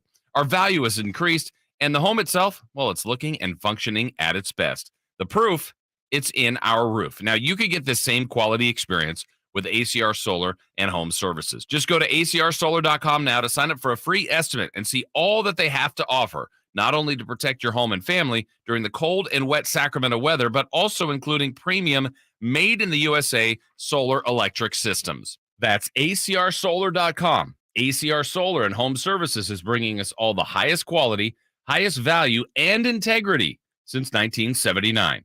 Go to acrsolar.com. That's acrsolar.com. Folks, there's been some swings and misses, but he's that bad now, and here's the swing. This could be at least a triple, a home run. Are you looking for a grand slam? Regain and optimize your performance. See what Pacific Men's Clinic can do to make your love life the best it can be. Pacific Men's Clinic's safe and pain-free, clinically proven procedure breaks up plaque and stimulates the growth of healthy new blood vessels. Call for your free consultation now at 916-545-7577. That's 916-545-7577. When you're ready to get properly fitted for golf clubs, join the thousands of Northern California golfers who visited the indoor-outdoor Hagen Oaks Player Performance Studio. Players of all abilities found the Hagen Oaks Player Performance Studio offers answers to questions about golf club fitting. You'll find a professional staff of fitters, major equipment brands, and cutting-edge technology featuring TrackMan. See for yourself at the Hagen Oaks Player Performance Studio, Fulton Avenue at the Cap City Freeway. Call 916-808-2531 to schedule your fitting. 808-2531 for longer, straighter drives. Individual rates, coverage offerings, and savings may vary, subject to terms and conditions, not available in all areas. If you're a small business owner, listen up. Pi Insurance wants to give you one of those aha moments, the kind that could save you money. Workers' comp is probably one of the biggest costs you face. But did you know that insurance providers have flexibility in setting their prices? That's right. But many don't bother giving small businesses the savings you deserve. Instead, you can get lumped in with other businesses and overcharged. Pi Insurance was created to change that. With Pi, you get a quote tailored specifically to your business, and you could save up to 30% with no hassle and no hidden fees. Plus, when you sign up for pay-as-you-go billing, your premium is based on your actual payroll, not an estimate. So your workers' comp audit experience is simplified. Take 3 minutes to see how much you could save with Pi Insurance. Ask your agent for Pi or go to trypi.com. That's TRYPIE.com. KHTKAM HD1 Sacramento, KYMX HD2 Sacramento, the flagship station of your Sacramento Kings. From the Power Business Technology Toshiba Studios. This is Sacktown Sports. Sacktown Sports. Headlines. With your Sacktown Sports headlines, I'm Jay Mars. The Sacramento Kings are back in action tonight, taking on the Portland Trailblazers for the second time in 3 nights. Our coverage begins with game night at 5:30 on Sacktown Sports. Speaking of the Kings, Carmichael Dave and Jason Ross are live from Portland. They'll be sitting down with numerous Kings today. Harrison Barnes at 8, Keegan Murray at 8:27, and Kings assistant coach Jay Triano at 9:27. If you missed any of those interviews, you can check them out at SacktownSports.com. Shohei Ohtani pitched 6 shutout innings last night in Oakland, but in typical Angel fashion, they fell to the A's 2-1, and the Giants were blanked by the Yankees 5-0, including this from would-be Giant Aaron Judge. Pitch is swung on and hit in the air to center field and deep. Back goes Yastrzemski on the track at the wall. She is gone. Unbelievable. Aaron Judge in his first at-bat of the year. It's a home run to dead center. It is a Judgian blast. All rise. Those are your headlines. Back to the Carmichael Dave Show with Jason Ross. The Carmichael Dave Show. He's on the microphone when he's not on the microphone. He's playing a song, and when he's not playing a song, he's on the microphone. And then boom, with Jason Ross. No, he didn't. Yes, he did. Call or text at 916-339-1140. It's the Carmichael Dave Show with Jason Ross on Sacktown Sports. Yep. Let's do that all day. Welcome back. Carmichael Dave, Jason Ross, live from Portland. Thank you to Jiffy Lube. They've got us covered. They've got you covered. There's just a lot of covering going on, and we appreciate their assistance as always, whether it be now or, Jason, I don't even know, like, get away to Golden State if that's the playoffs. That's one thing. We'll be able to cover everything there. Yeah. That'd be nice. How great for the NBC TV folks. True. They got to go there for the studio anyways. That's going to be tough. They've never had to deal with this before. No, well, I mean, it's still one of those odd facts out there. The 38 years in Sacramento, the Kings and Warriors have never been in the playoffs the same year. And how about it? The first time it could be against one another. And then NBC Sports California, they're going to have the Kings in the playoffs. They're going to have the Warriors in the playoffs. They're going to have the A's and Giants starting their season, and they've got the Sharks still, who suck, but still they do the Sharks. That's like you're going to have some people doing the shows. Yeah, it's going to be like a broom closet. the locker room and the all that's going to be packed with. Who will get the broom closet? The Kings. 1 trillion%. I was waiting for you to say that. That's the case. All right. We are going to re-rack Kevin Huerter here in just moments. But in the meantime, we talked about catching Memphis because they're fast. They are. They're a slippery bunch. We talked about that. And it brings up a question as we get into the fact that the Kings are 2 back. And we go over their schedules. Memphis, Golden State, Lakers. Most and least painful to lose to in the playoffs. Like, what would just destroy your life compared to, it sucks, but just on the surface, it would be Memphis would be the least. I agree with you, even though I'm not a fan of that. Although I can't stand that team, but there's no history there. That also sounds like round 2. Uh-huh. That's good. That's And if the Kings are the 3 seed, I'd like playing to your seed. So if you're 3 and you lost to the 6, that's an upset, even though they might be underdog against the Warriors because their history and they're the defending champs. If the Lakers got to 6, we know that they would be a favorite team. So I would say Memphis would be the least of the annoying. Then Lakers, Warriors. It's a push. Yeah. I think I have to legally say Warriors, then Lakers would be the worst. Might be the other way around. I can make a huge argument that the Warriors would actually, in the moment, be the worst. I think it just depends on the generation of Kings fan you're in. Portland tonight, Spurs at New Orleans, at Dallas, Warriors, Denver for the Kings. Obviously, we know the team goal is 50, so get 4. But if you're in the race and still tight with Memphis, then go for it. Well, let me make it simple. Memphis has home against the Clippers tonight, lost to them a couple nights ago. At Bulls, home Blazers, at New Orleans, at Bucks, at Thunder. But the Bucks is the second to last game of the year. Let me ask you this simply. If I said right now you got to put money one way or the other, the Kings are going to win out. Do they catch the Memphis? Even winning out? I'm going to say no. I agree with you. So I think they're going to be the 3 seed. I think they will be the 3 seed. Okay, we'll take a break. Coming up next, Kevin Huerter, the Red Velvet Lounge, brought to you by Jiffy Lube. We'll re-rack that before we get to Super Mario Brothers tickets, Friday Fun and Games, a ton to get to, and Jay Triano, Kings assistant coach at 927. We're back on SacktownSports.com. Check out the Golf to Go Hour with Frank LaRosa every week on Sacktown Sports. Get the latest on equipment, area courses, people who play the great game, and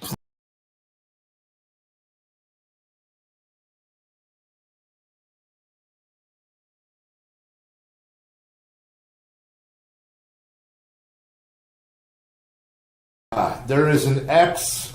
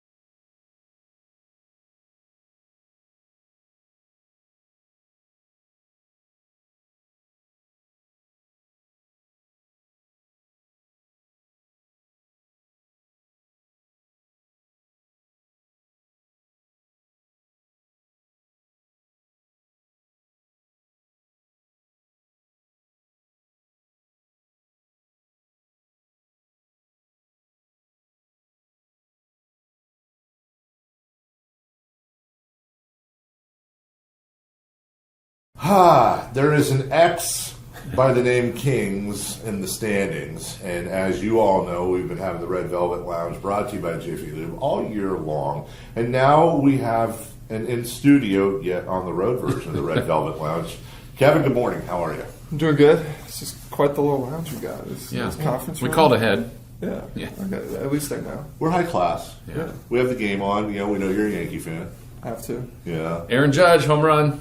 All rise. That was a bribery to get me down here. It's like, hey, the Yankees are going to be on. It's either that or, food. We know you like baseball more. Now, Aaron Judge, 500 home runs this year, on pace. He's on pace. Basically. Yeah. Basically. You've been to the playoffs before. You've had NBA success. We talked to Keegan earlier, who's a rookie, but has made the playoffs every year he's been with the Kings. You understand, though, what this means to the fans and what they've been going through for a while. Yeah, I mean, it's, I said last night in the broadcast, it's for all the people that I've met around Sacramento and people around the team, front office personnel. Yesterday we were sitting in the lobby and talking to people that work for our team, our equipment manager, media relations, like there's so many people that have been here for years and have never seen a playoff team that people that get emotional. Yeah. And for me being year one, like not really truly understanding of it coming in and just seeing the trauma people have gone through and following this team and wanting the best for this team, and finally, we were able to get over the hump and at least make the playoffs. You can see just how much it means to everybody. Was the last, 8 minutes or so just kind of take forever? Because you knew, maybe it got to 20, 25, 30. You were going to win. Did you just want to get in the locker room and celebrate? Yeah, well, for me, the second half, it was trying to make it so I didn't have to go into the fourth quarter. Yeah. It was like that. I think the third we were up, it was around like 20, 22. Yeah. And I feel like anytime it's over 25 in the fourth, it's like I'm usually in the clear. So I was sitting there like yelling out to him like my guy, make a shot. Right. And he rattled off like 4 straight. Fox hit a couple. So that was the best. Like you said, I think in the second half we had a pretty good feeling we were going to win. Like something bad was going to have to happen if we're going to lose that game. But it was just doing it the right way, trying to let other guys get some PT and getting this thing over with. Like finally just being able to put the X next to our name. I've been thinking way too much about this, but we're just talking about baseball. What happens when the Yankees clinch their division? Oh, they're popping champagne in the locker room. They're freaking out. You haven't clinched the division yet. Could be today, tomorrow. But I didn't notice, like, when we walked into the locker room last night, it did not smell like old champagne on the walls. So is there going to be, maybe that's not your job, but is basketball a sport where you do that? Do you before the finals, just to clinch a playoff spot, champagne? Yeah, I hadn't done that in the past. Okay. I feel like playoffs, maybe basketball might be different. Baseball's like you clinch the division, you get a bye. You're going for it. You're going for it. Basketball, I feel like you win your conference, you get to pop the champagne. Okay. Even in the past, like I'd win playoff series, and there was definitely celebrations with water, but there was never a champagne shower. So put that up there as a goal of mine. A little different, though, I guess. Yeah. Well, was it you that got Keegan with the water? Yes. Yeah. Got Keegan. Seemed to be the only guy that got the memo with the water. But if we're going to celebrate and Keegan's right next to me, right. He deserves to be water showered. Yeah. And he didn't want me to do it, which was more incentive for me to do it. So we talked to him. We had an in-depth conversation earlier, a very serious conversation with him about his food. And we know that he's got a lot of crap for it, but then when you actually hear it in person, he's like, yeah, I eat, chicken, rice, and vegetables with hot sauce. Yeah. 3 times a day on game day. Yeah, every day. How do you guys, as a rookie, and as him being a rookie, how hard is it for you to allow that, without repercussions? It's better that way than the opposite way. I've had rookies before that only eat pancakes, when we go in the morning. And literally a stack of 6 pancakes every single day. And it's like, my guy gets some vegetables on that plate. The road is tough because we all try to eat healthy, and the options are limited. Everything's fried, so it's on the road. You get chicken breasts, you get rice, and you can throw a couple steamed vegetables from the hotel. Sure. You can always put it together. The worst is that Keegan goes home, and he still does that. And it's still just like chicken, rice, like pasta. It's where it's like you gotta throw something. But he's a simple guy. No one should be surprised at this point. And I feel like everybody's pushing him, either it's food or energy or personality. This is him, isn't it? Yeah. Well, he's going to evolve. He doesn't realize he's going to evolve. Right. You're going to make it happen. But the best part is he's going to be in year 4, and we're going to be at some sushi restaurant, some Nobu, and he's going to be eating raw fish. And you're just look at him all proud. Look at you, Keegan. Look at our guy. You've grown up. Like Vince Vaughn and Swing as he grows up. And that's fantastic. Yeah. We know that you. Oh, one more thing. When you were on the floor, we're watching you guys as time's winding down. I know that there's Sacramento Kings fans there, but in the moment, are you able to really kind of soak in the chants and the light the beams and the Sacramentos? Do you hear that, or are you too locked in? It never gets old hearing the light the beam in someone else's arena. Yeah. And even pregame, you could see, it felt like we had a lot of fans there. There was a lot of Kings jerseys. I don't know if that's normal in Portland, but it definitely felt like obviously the stakes of the game and clinching. And you could feel it, like people wanted to cheer the whole fourth quarter. And it was just, for us, and I'm sure for everybody, just finally having it done, having it, just check the box, put the X next to our name, get it over with, let's clinch. And as time was winding down, it was definitely at least for our team, a finally. Yeah. I know what it was like for us personally, but you were playing on the team. People know you're on the team. What kind of messages, text, I'm sure social media went nuts for you, but just who reached out to you to acknowledge a pretty significant night? Yeah, a lot of people that still follow me back at home. Like throughout each stop, I have people from home, people from college, people from Atlanta. You know, there's really everybody along the way. Just quick congratulations, keep going. So it's great. I know there's even this far across the country, there's a lot of people still following, rooting for us. Is that new? Did you hit the Nike store yet? I haven't. I'm wearing this to the Nike store to get more Nike things. Okay. Yes. Also, I see. Is that the chain, or Is is there this where we're multiple? going here? No, that's This great. is- Is it the chain, or is there? We'll show it for everybody. Okay. So then everybody can just see Because how Harrison big of wants a- everybody to see it. How big of a non-deal this is. That's it. It's literally a box chain. It's a chain. It's just It an works. everyday. It's something that you Yeah. throw on every day. Nothing wrong with that. I got it in a cereal box. Like I don't know. I don't know what people want from me. Yeah. Speaking of that, Alex got the chain. The Alex other got the chain. chain, Has yes. everybody that's like been here from day one pretty much had the chain? I think. Deli got it the other day. Deli got it the other day. I don't know if Rashawn got it in LA. Yeah. Len now has it. That might be it. If you don't count Keon and Nemi, PJ came to us. Sure, PJ just got here a couple times. So I right? do think so. I think that's Nice. everybody who's been here got the chain. Yeah. And the G-Man. G-Man got the And chain. G-Man got the chain. Yeah. We just got to get you guys the chain now. We listen. I went to the team store to try to buy like a replica one. They're sold out. They are selling them now. Yeah. They are- well, yes. Like I'm not. Okay, I'll just say. So like it's like I've seen these. You know what I'm actually, saying? signing. It's like foam. Yeah. And they do. Oh, you want the real those deal. are cool.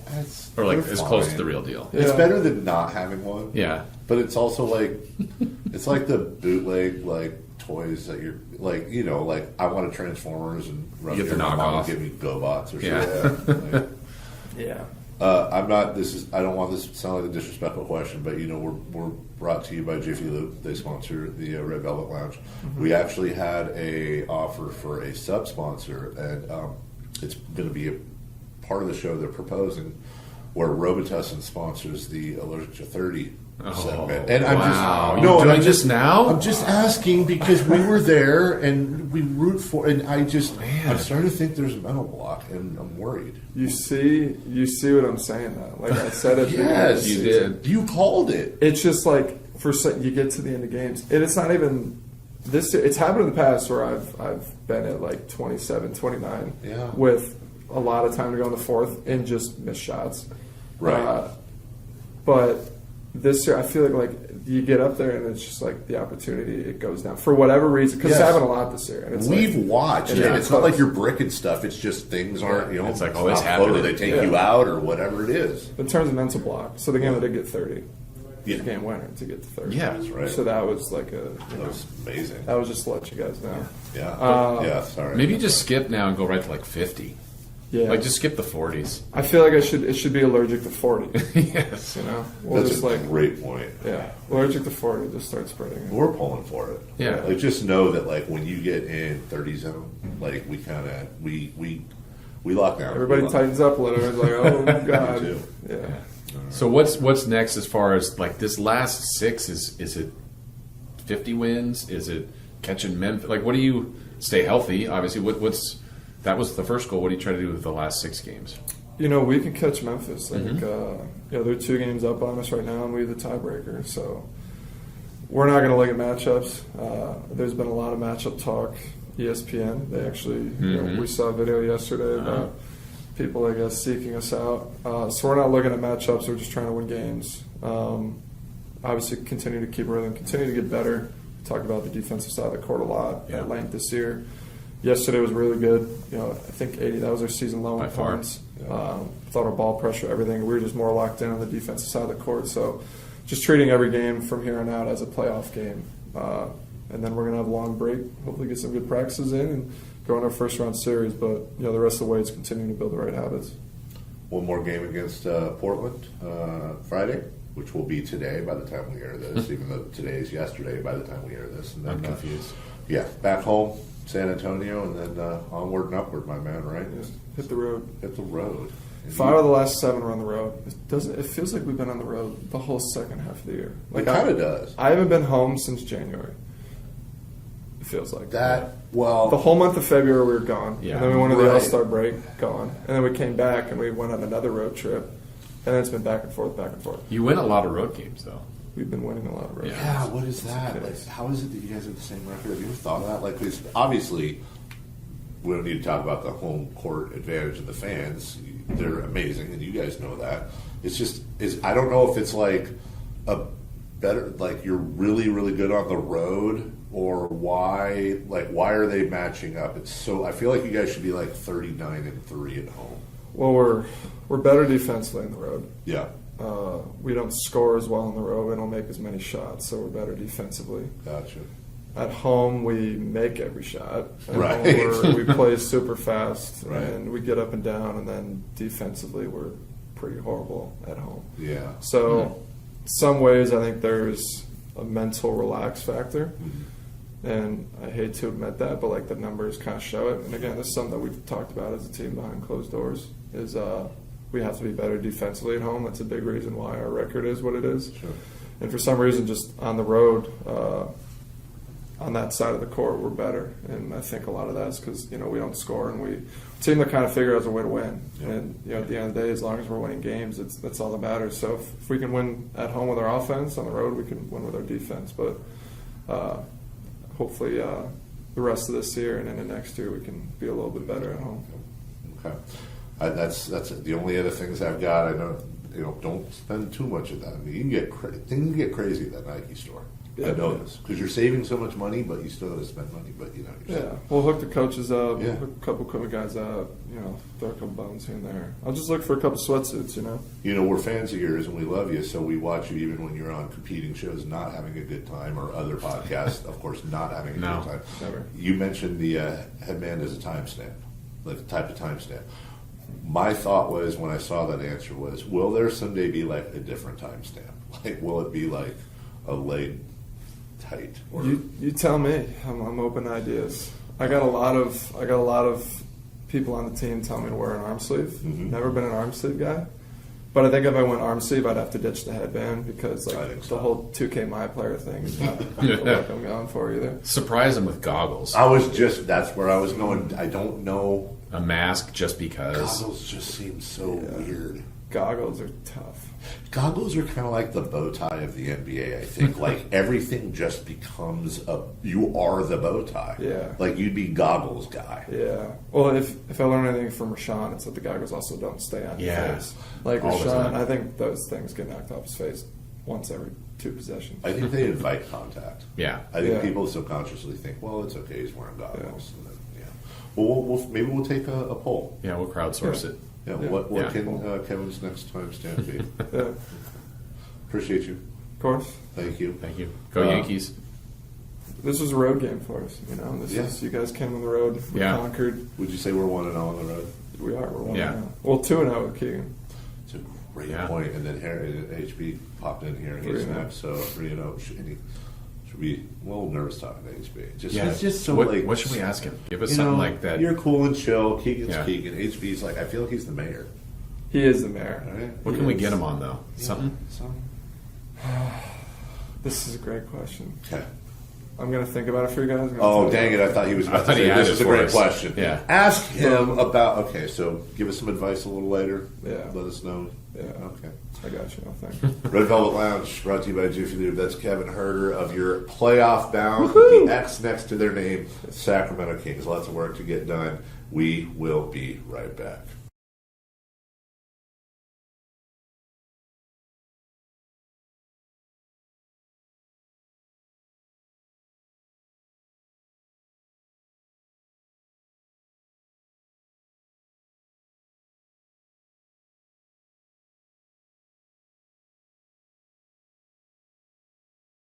Covered. Get 4 tickets and parking for any Friday night game starting at just $49 with the Friday 4-pack presented by Chevrolet. Save big and enjoy great matchups, post-game fireworks and drone shows, giveaways, and more this 2023 season. He drills one to right, way back, and no doubt, and that quickly the A's have taken the lead. second deck. Friday night tickets are available at athletics.com/value. That's athletics.com/value. Power Business Technology is proud to be 100% independent, locally owned, and managed Toshiba copier dealer. Local ownership cuts out the red tape, allowing ourselves to never be too busy to personally answer the call when our clients need us. Recognized for excellence in service execution, training, and customer service, we're proud to be named a 2022 Toshiba ProMasters Elite Dealer. Contact us today for all of your business printing needs at 844-POWER-BZ.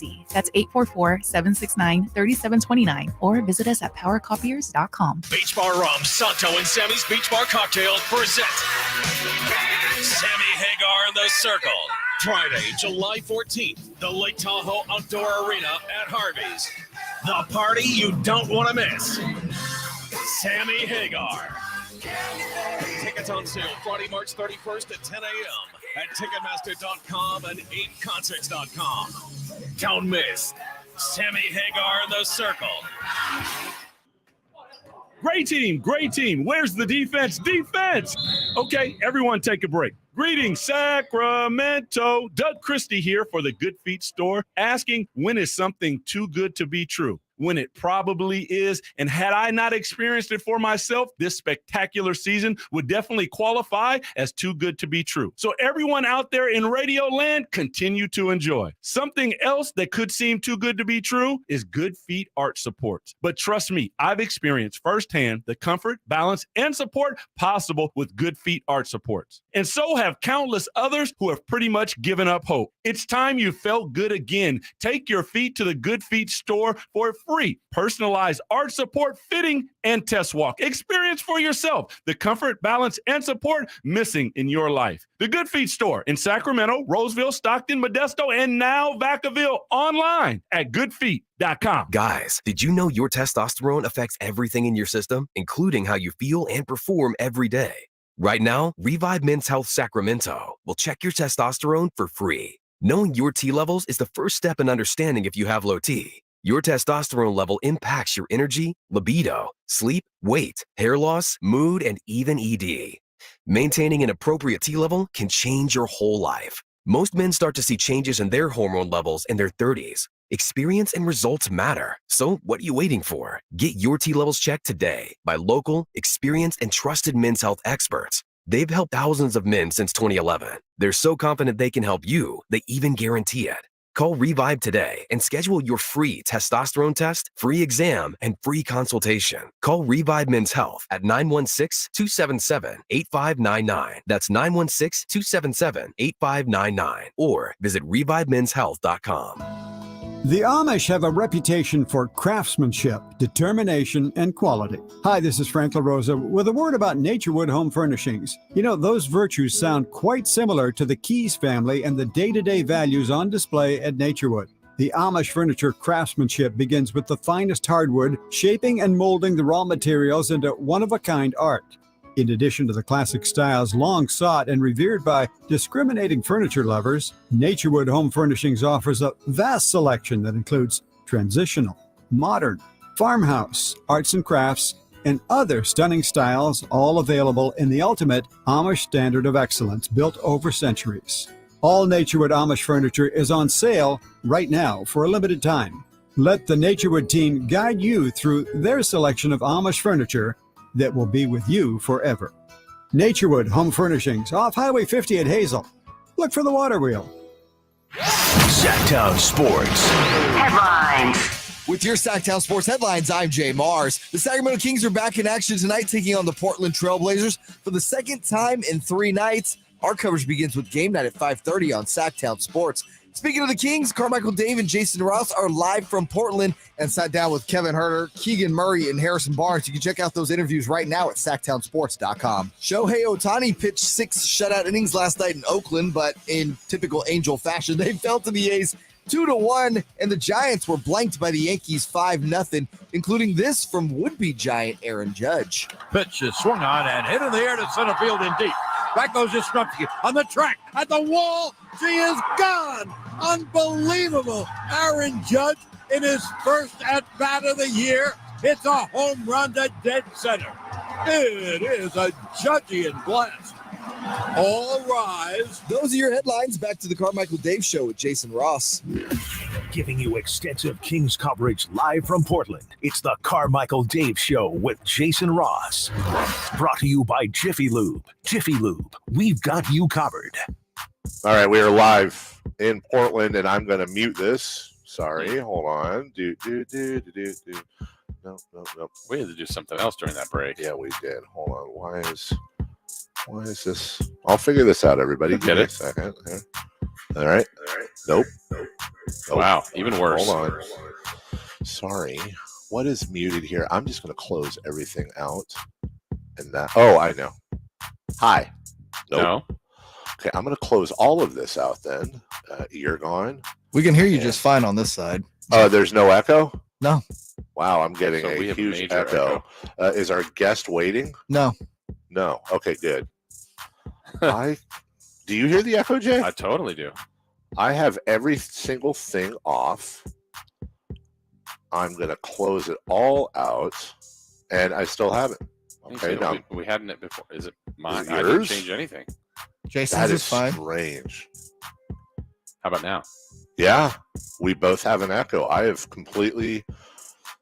removed my computer. I'm not even on the video right now. Me too. I've shut everything off. Wow. Jay? Yeah. You're hearing us fine and there's no echo. Crystal clear? Crystal clear. I don't know. So now I'm wondering in between now and Jay Triano if we should disconnect, reconnect. We probably don't have that time, do we? We don't. We We'll don't. just have to fight through it and hear it twice. Well, you know what? That's what we're going to do. We're just going to. It's not a mix minus back at the station or anything, is it? I'll bet No. you it is. Again, you guys are fine. Okay. Interesting. Okay, well then right now let's go ahead and go with tickets to go see Mario Brothers. And that's the movie, not the actual, Mario Brothers. That would be weird. Oh, 1-800-920-1140, 339-1140. And we'll take caller number 6 for the 6th man. Yes, absolutely. The great fan base that we have. We actually have two pairs, so caller 6 and caller 7. Oh. 6 and 7. Okay. For the 7th man as well. Well, 7th man JT. is the guy or gal watching at home on TV. Okie dokie, artichoke. I think I'm, let me add myself to the stream here, I think. Back in. There we are, Jason. I'm booting back up. You're booting back up too. Computer, but it doesn't seem to be. That is just so weird. And this is, and I acknowledge it's terrible radio. It really is. Not to you guys over there. And this is the point where we should be 100% professional. But that's not what, at least I am. In case you guys are wondering, and you're probably not at home, the reason why it's bothering us is that we've got about a split-second echo coming back on both Jason and I, which is incredibly annoying. But you know what? As long as you guys can hear it, that's fine. If we weren't having a guest on, I would just take my headphones off and talk to you, Jason. But we've got Jay coming on momentarily. So, yeah. And through the first 3.5 hours of the show. That's also a wonderful point. So for those of you watching on YouTube, apologies as we get the video back up. We had tech difficulties yesterday, and we somehow made it through those. This is a whole different animal, but thank goodness it's only for us. Yeah. All right, so welcome back. Kings, Memphis, not the game tonight, but something that now that playoffs have been secured, and with a Kings win and one more Suns loss, they will secure the Pacific Division as well. Yeah. So now I find myself just thinking about Memphis. Well, you had shown you had said earlier in the show about there were some Kings fans that potentially could be very happy that may have put a wager or wagers down on the Kings to win the Pacific Division. What do you know what that number is? Not what they bet, but what the odds were. I think there were a number of people that were able to get it at, it was 2,500 to 1 at some point. Is that right? Wow. Good for them. 2,500 to 1. It might have been 250 to 1. It was one of them. Either way, it's significant odds. And if you think about it, with the Warriors being the champs, the Lakers just always are going to get love. The Clippers were good coming in, and then Phoenix and all those teams kind of added and made significant moves, and yet here's the Kings likely going to win the Pacific. I'm going to say 250 to 1 Okay. because I know a number of people, not a number, I know 3 for a fact that put $100 down on this preseason. So if my math is correct, I believe that's $250,000. I don't think that's what they're saying. But $25,000 is obviously huge, but there's a difference between $25,000 and $250,000. One is the better part of a really nice new car. The other one is the better part of a decent 3-bedroom, 2-bathroom house in Rancho Cordova or Antelope, and about a quarter of a house in Granite Bay. Yeah. I wouldn't mind an extra 250. Not at all. And you think about the investment, likely, I'm guessing when you do it, you're a fan too of the team. So your team's having success. You're going to get a financial windfall. You're going to see your team in the postseason. It's a good time to be Kings fans. You see some of the pictures yesterday too, Dave, of I think timing is everything. The Kings had their new season ticket holder day or whatever. People were showing up and buying tickets. So there's more and more season ticket holders. That's a good time for the Kings, a good time to be a Kings fan. I would like to, and I've seen this idea out there. I understand that there's going to be some Kings season ticket holders that have playoff tickets that are going to be selling them to the highest bidder. And I would love it if there was a way to organize. And I have no idea how to do this. I almost think this would have to be a team thing. And I don't even know if they could do this. But hey, guys, you're not hearing me in the IFB, are you? No. Okay. You are? I hear you. I hear you now. Sorry, I don't know if you maybe turned something down, but Coach is waiting. Let's get to him right now. And we apologize. Let's get to one of the coaches of our wonderful Sacramento Kings. He's up here in Portland with us, but, not with us. He's, I assume, in the team hotel right now. It's Jay Triano. Coach, it's Dave. It's Jason. Can you hear us okay? I can hear you guys just fine. Thank you. Yes. We've asked a lot of the players. I know we asked Mike Brown post-game. A lot of you, when I say you're new here, I mean, you're new-ish here, but you've had yourself a nice amount of time to ingratiate yourself to the community, to the fans. I know there's more work to do, and I get that theme from everyone, but ending a 16-year drought in year one, do you allow yourself to take a little bit of a pat on the back, a little bit of a deep breath? Yeah, it's been great, just because of just because it's been so long, and being a visiting coach coming here in the past, you see what the crowd is like and what this franchise has gone through. So at the same time, we're like, okay, this has been great, but we're not done. We've got a lot of work to do still. And Coach, in your words, why would you say this has worked? I mean, it's for you guys as a staff, it's a new group for the most part. The players have some continuity back, but also some new faces. Why did this work out so well so far this year?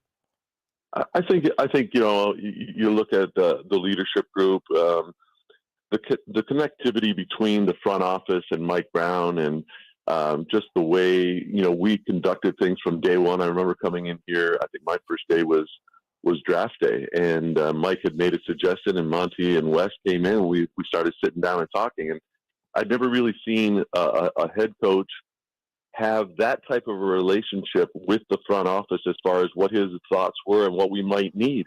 And when that happened, I thought, okay, this is pretty neat. We're all on the same page here. And it's been like that ever since. We've had complete support from the front office. We identified Fox and Sabonis as guys that were going to be key players for us, and they went out and got shooters that would allow them to excel with space because we could put shooting around them. So it just seemed to gel right away. Maybe the newness of a staff and new players coming in, and then I also think the hunger of the guys that had been here and wanting to put an end to what had happened in the past, and you have a recipe for success with Mike and his success with the Golden State Warriors. Coach Jay Triano with us. Coach, we heard Mike Brown talking on a podcast with Chris Haynes and Mark Stein yesterday or the day before, I think, and he was talking about a contract that it seems like just about everybody in the organization had to sign, and there's a number of different requests, demands, whatever you want to put in there for people that signed that contract. He says he still carries a copy around for everybody. Is that something you'd seen before? And talk a little bit about the effect that's had on everybody just kind of coming together as a team. Yeah, that is something I had seen before. when I was with USA Basketball, Mike Krzyzewski did something along that line, and made everybody put their name down on it. And the whole thought process is, and anything that's of value to you in your life, a marriage contract, a driver's license. So when you buy a house, you put your name on it, and that's what we wanted our players to do: is put their name on something that they believed in. And we had our staples, the things that we believed in. And when Mike put his name on it, the players followed, and everybody has their name on it, meaning that we're all committed to being all in and have the same vision. So, it's like anything in life, it's a contract, and we wanted to make sure. We've had to remind our guys every once in a while that we signed this contract, and when we get a little bit wayward, and I think it's been just a great piece for us, and something that I think is very, very valuable. I'm going to ask a question I think a lot of the fans are wondering right now, and I don't want you telling tales out of school. I don't know how private it is, and I totally respect that. But would you mind giving us kind of a couple of top sheets, whether specific or not, on some of the things that contract was asking for? Well, I think within any organization, you're going to see the same things, and I think we just kind of twisted a little bit towards basketball. Like being committed, open lines of communication. Discipline, things like that. So, I think any organization is going to do it, and it depends on what your organization is as to how it fits. But I think from that, you can kind of guess what those lines are going to be, accepting your role. So it's anything in any organization. But again, just a way to put it all on a piece of paper for us. It seems like it's been such a collective for the players, but also from you guys as a coaching staff. Coach Brown has given all of you guys as a staff a ton of credit in some of the success the team is having. You've drawn up game-winning plays. I've seen some creative stuff with you and videos with the mannequins, different things during the year. How much fun has this been for you and all of the different journeys that you've been on as a coach? It's been so much fun. It's been probably right at the top, if not the top, just because of. I was really surprised at one point, Mike, early in the season, 1 or 2 games in, he goes, "You got the timeout. You got it. You got a diagram. Whatever you think." Because all I was doing was giving him a suggestion out at half court. And he said, "No, that's a great idea. Go show him. Go draw it up." And he'll throw different coaches in there to diagram plays or to address the team with something. He gave me pretty much, when I came in from Charlotte, full reign to run the offense and be the offense, what we were going to do offensively. And we would, take his ideas from when he was coaching in the summertime internationally and combine it with what we did in Charlotte a year ago. And that's part of it's been fun. I think any time that you have ownership in something, you work harder at it. You want to make sure that you excel at it, and you take a lot of pride in it. And I think every one of us on the staff has had their opportunity to put things in and to do things with this team. And I think that makes it more enjoyable. Coach, in watching the game last night, I was right by your guys' bench, and I was really paying attention during timeouts. And, in the movies, coach calls a timeout, and then the team gathers around the coach who's kind of kneeling down in the middle with a whiteboard, and he's telling everybody what to do. Like in Hoosiers, I want to know what kind of gum this guy's chewing. When you see this in the NBA, it's a lot of times a different dynamic. A timeout gets called, and then a group of coaches will kind of stand over near under the basket, and everyone's talking about something. And then a lot of times a coach, maybe Mike Brown, maybe Jordy, maybe you, they go back and kind of kneel down and do the thing. Again, not asking for specifics, but would you mind walking us through when you do take that timeout? What are the coaches talking about before they get to the players? Well, a variety of things. I'll try to hit Mike with plays that have worked and what we might want to run as an after timeout play coming out of the timeout. Jordy's usually doing a bunch of the defensive stuff as far as do we want to change coverage, we want to stay with coverage. And then we have to figure out who it's time to give a rest to. And if we do that, if we take out Fox now, can we make sure Sabonis stays in for those extra 2 minutes, because we'd like to keep one of those guys on the floor all the time. So it's a little bit of a combination between offense, defense, and rotational patterns, and just making sure that we're all on the same page. And that's, again, when Michael say, "Hey, that's a good," I said, we need to run more DHOs. He goes, and we need to aim low because they're going under. And he'll say, "Well, great, go tell them. And I'll go into the timeout and I'll tell them. And, you don't want to overload players, but if he thinks it's important, he'll send one of us back to the timeout to make sure that we address whatever we think we need to do. Coach, in our last few moments here, real quickly on the last 6. We know you're going to the postseason. We know you probably want the best seed possible. What's the goal here? Catch 2, win 50, kind of combo of both? How do you approach the last 6? I think we just approach them one game at a time. I don't think, I think, we want to make sure that we don't get caught up in who we might play, where we might finish. Let's just stay in great shape physically and mentally, stay locked in onto what we've been doing. So many things that are out of our control are what other teams do and where they want to finish and where they can finish. Let's just stay locked in, make sure we keep getting better every single game. We know we're locked in now to a playoff spot, a home playoff spot. So let's just make sure that we're prime when the playoffs do start.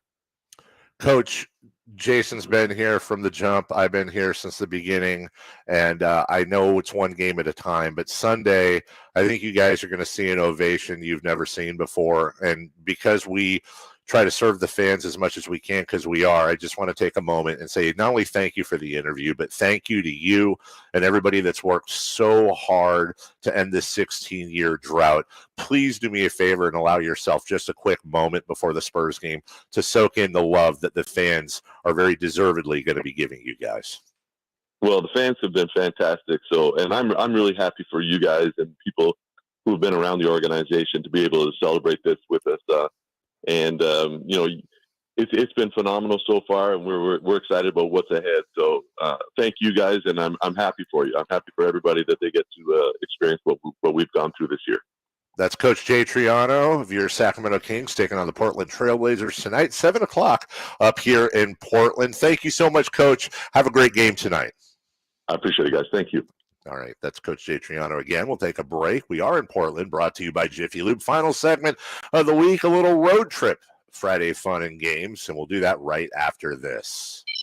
The Carmichael Dave Show with Jason Ross on Sacktown Sports. When you take the time to shop at Folsom Lake Honda, there's one thing you'll always find. Happy people ready to serve you. As a family-owned and operated dealership since 2009, customer service is our #1 priority. Our customers love doing business with us, and you will too. Looking to own or lease? During the spring sales event, drive a brand new Accord or Civic. Visit us today at FolsomLakeHonda.com, your one-stop Honda shop. Folsom Lake Honda, yeah, your one-stop Honda shop.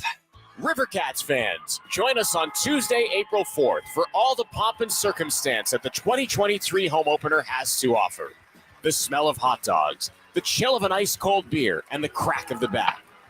Purchase your tickets today, and you'll be able to say that you saw the Giants' top prospects before they made it to the show. Tickets are available now at rivercats.com. We'll see you at Sutter Health Park on Tuesday, April 4th for opening night with the Sacramento Rivercats. Hey, it's Carmichael Dave telling you something you already know, which is your time is important. That's why at American Energy Heat and Air, they make shopping for a new furnace or air conditioner easier with their new online quoting tool. All you got to do is go to AmericanEnergyAir.com and get an instant quote now, today. Do it right now. It'll help you determine what system you'll need to get and provide the best pricing options, all from the comforts of your home. You don't have to have somebody come out and walk around your house and blah, blah, blah. Just do the quoting tool. It's so easy. AmericanEnergyAir.com. Check out how easy it can be. A+ rating with the Better Business Bureau. Serving the greater Sacramento area since 1981. I absolutely love these folks. 916-520-9990. That's 916-520-9990 or AmericanEnergyAir.com, making the uncomfortable comfortable. Call 916-520-9990 now. It's a myth to think you don't play golf well enough to get fitted for golf clubs. The professionals at the Hagen Oaks Player Performance Studio would argue that playing the game with golf clubs properly fitted to your body and swing characteristics is the best way to improve your game and have more fun on the golf course. With a professional staff of fitters, all the major brands of equipment, and cutting-edge technology featuring TrackMan, the indoor-outdoor Hagen Oaks Player Performance Studio is worth a look. See for yourself, Fulton Avenue at the Cap City Freeway. Schedule your fitting at 916-808-2531, 808-2531. Since the 1950s, Warehouse Paint has been helping local homeowners and professionals bring color to life. Whether it's painting your home's exterior, repainting kitchen cabinets, or finding the perfect accent color, Warehouse Paint's expert team is here to help. You'll find a great selection of PPG and Benjamin Moore paints, along with local service you can trust. With 5 Sacramento area stores, Warehouse Paint is ready to help bring your next paint project to life. Visit warehousepaint.com for a store near you. The clock is ticking. Get off the bench and head down to Fasteners Tool Outlet, where you'll find the lowest prices on Milwaukee power tools and so much more. Why pay more at a big box store? Get a triple-double at Fasteners Tool Outlet with weekly and monthly offers, including up to 50% off select hand tools, batteries, power tools, and fasteners. Whether you're looking for a Festool sander, a Saws top table saw, or a Milwaukee impact driver, Fasteners Tool Outlet has the tools you need to do the job. Make a slam dunk with Fasteners Tool Outlet, 6701 Power Red Road, or on the web at fastenersinc.net. Birthdays are meant to be spent with family and friends, and nothing brings family and friends together better than freshly baked and home-delivered crumble cookies. It's the Carmichael Dave Show with Jason Ross, live from Portland. Brought to you by Jiffy Lube. Jiffy Lube, we've got you covered. We appreciate them. Oh, there's the echo back. It's something on their end. Jay doesn't want to admit it, but it's 100%. We haven't touched anything on the board. JS, dog. Just saying. We restarted everything. It was fine. And then as soon as you potted us up, that's a mixed minus issue, brother. The IFB's not working. Yeah, the IFB's not working. It's not our fault. I'm not saying you did it on purpose, but I'm not saying you didn't do it on purpose either. Friday Fun and Games right now. We're truncated. Jason Ross, the floor is yours. Okay, Jay Mars, if you got a little baseball-y, music-y, that kind of thing. You know, baseball started yesterday, Dave. That's NBA. Oh. What was this week in baseball? Oh, man. Do we have notes from around the major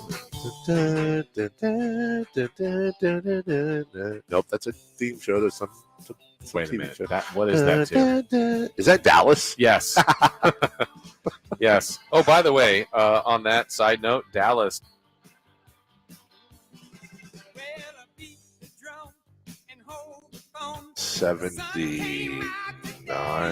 Eight. Pretty good. Pretty good. All right. So, excuse me. I'll bet she's playing the music right now. Oh, Jay, is the music being played? Yeah. Oh, yeah. See, that's another thing we can. Hold on. Okay. That one I can help with. That one you can help with? Can he? Hear it now? Nope. Okay. Go ahead. Anyway, so we're going to go with this. It's basically non-audio baseball, but Jay, you and Jay are going to play. Here's how we're going to play baseball with celebrity birthdays, brought to you by Crumble Cookies. Crumble Cookies. So these are birthdays of today, tomorrow, and Sunday. We're celebrating. There's an April Fool's birthday in there, too. Let me do the Crumble Cookies read real quick. Yeah. Crumble Cookies. Get me some Crumble Cookies now. Well done. Thank you. All right, so we're going to do this in the version of baseball. Dave, if you get the celebrity birthday correct right on, you get a run. If you don't, even if it's by a year, it's an out. Wow. We're in a tie game with you and Jay in the 7th inning. Oh my Here we go. We got 3 innings to go. Dave, so you're locked in. Ewan McGregor, happy birthday this weekend. Wow. Ewan McGregor is how old? Ewan McGregor is 49. Okay, he is 52. We got one down. All right. Christopher Walken. Hey, I'm Christopher Walken. That's spot on. Hey, I'm Christopher Walken. More cowbell. Yeah, that's Christopher Maloof. Who Oh, are you sorry. right there? Hey. Yeah. Jay? No, it's you. Oh, it's me again? You already won out. Sorry, I was vamping for Jay. No, Sorry. this is you. Jay's got his own bottom half of the inning. Christopher Walken is 78. 2 down. He is 80. And the last one, Al Gore. Al Gore runs to keep the inning alive. Al Gore is 72. 3 down. 3 up, 3 down, 75. Jay, What you an ready to inning. bat in the bottom Let's of the do inning? it. All right, we're going to go with from AC/DC, Angus Young. You know, Jay was a music director. Yes. Yeah. How old is Angus Old Young? Angus, 65. 1 down. Dave, good pitching. Let's go with Brooke and Robin Lopez. Happy birthday to the Lopez twins. They are 33. 2 down. They are 35. Dang it. And to Curveball. Tim Kalishaw from PTI and from, He's going to Sports get Writer. this. Watch. 54. 68. That's close. Scoreless 7th inning. We go to the 8th. Kalishaw. Top half of the 8th. Jay, by the way, just describe how good the baseball music sounds that Dave and I can't hear. It's John Fogerty, center field. Oh, man. Look at me. I could be center This would field. given us so much more pep. All right, Dave. Happy birthday. Top of the inning here for you to Shirley Jones from the Partridge family. Shirley Jones is 84. One down. She's 89. This could be a no-hitter. Happy birthday to Rhea Perlman from Cheers. Carla Tortelli, yeah. 78. Two down. She's 75. God, we're so close. That should be a single. Hey, we're doing pitch count. Like, we're moving this thing. We got to move from quick. Welcome Back, Cotter, Gabe Kapler. Gabe Kaplan. I was going to say the manager? Yeah, Gabe Kaplan. Gabe Kaplan is 80. 78. I'm Jay, so close. Jay's throwing heat. All right, Dave, you're pitching now to Jay. Here we go, Jay. Happy birthday to, let's see, where was your list? Mitchell Robinson, the center of the Knicks. Mitchell Robinson is 26. He got it. Oh, 25. Damn it. That was like a play by Dave in the outfield. This is like a fly. Warning track. Happy birthday to, this is down your music lane, Bobby Bones, famous radio. Bob is 42. Dave robbed you at the wall again, 43. Oh, boom. And then Pedro Pascal. Pascal of Pedro's 51. 48. We head to the ninth, guys. Wow. We're still scoreless. Okay. Can someone break through? Dave, happy birthday to Rachel Maddow. Rachel Maddow is 57. One down. She's 50. Happy birthday to Bill Romanowski. Romo is 59. Oh, was it 56? 57. Ah! Say it. Two down. Jay, you can Keegan get this Murray. and win at the bottom of the inning. Pete Incaviglia. But we can hear this music now. That's weird. Inky, former Texas Ranger. Pete Incaviglia is 60. 59. Oh, Jay, you can walk off. You ready, Jay? Let's do it. Happy birthday to, from the Golden State Warriors, Bob Myers. Bob Myers, 53. 48. Happy birthday to, could have been a Kings coach, Mark Jackson. Okay, Mark Jackson Get this. is... Don't look it up. Don't cheat, dude. You're cheating. 53. 58. To end in a tie, and we'll go to extra innings another day. Happy birthday to Pascal Siakam. Pask. 29. Did he get a walk-off on the final pitch? Jay called his shot. Yes! Deep left field. It's gone. Jay Wow. wins. Well done, Jay. Thank you. Dave, you just left that right over the middle. You know what? I didn't want to go to overtime. I got to go potty.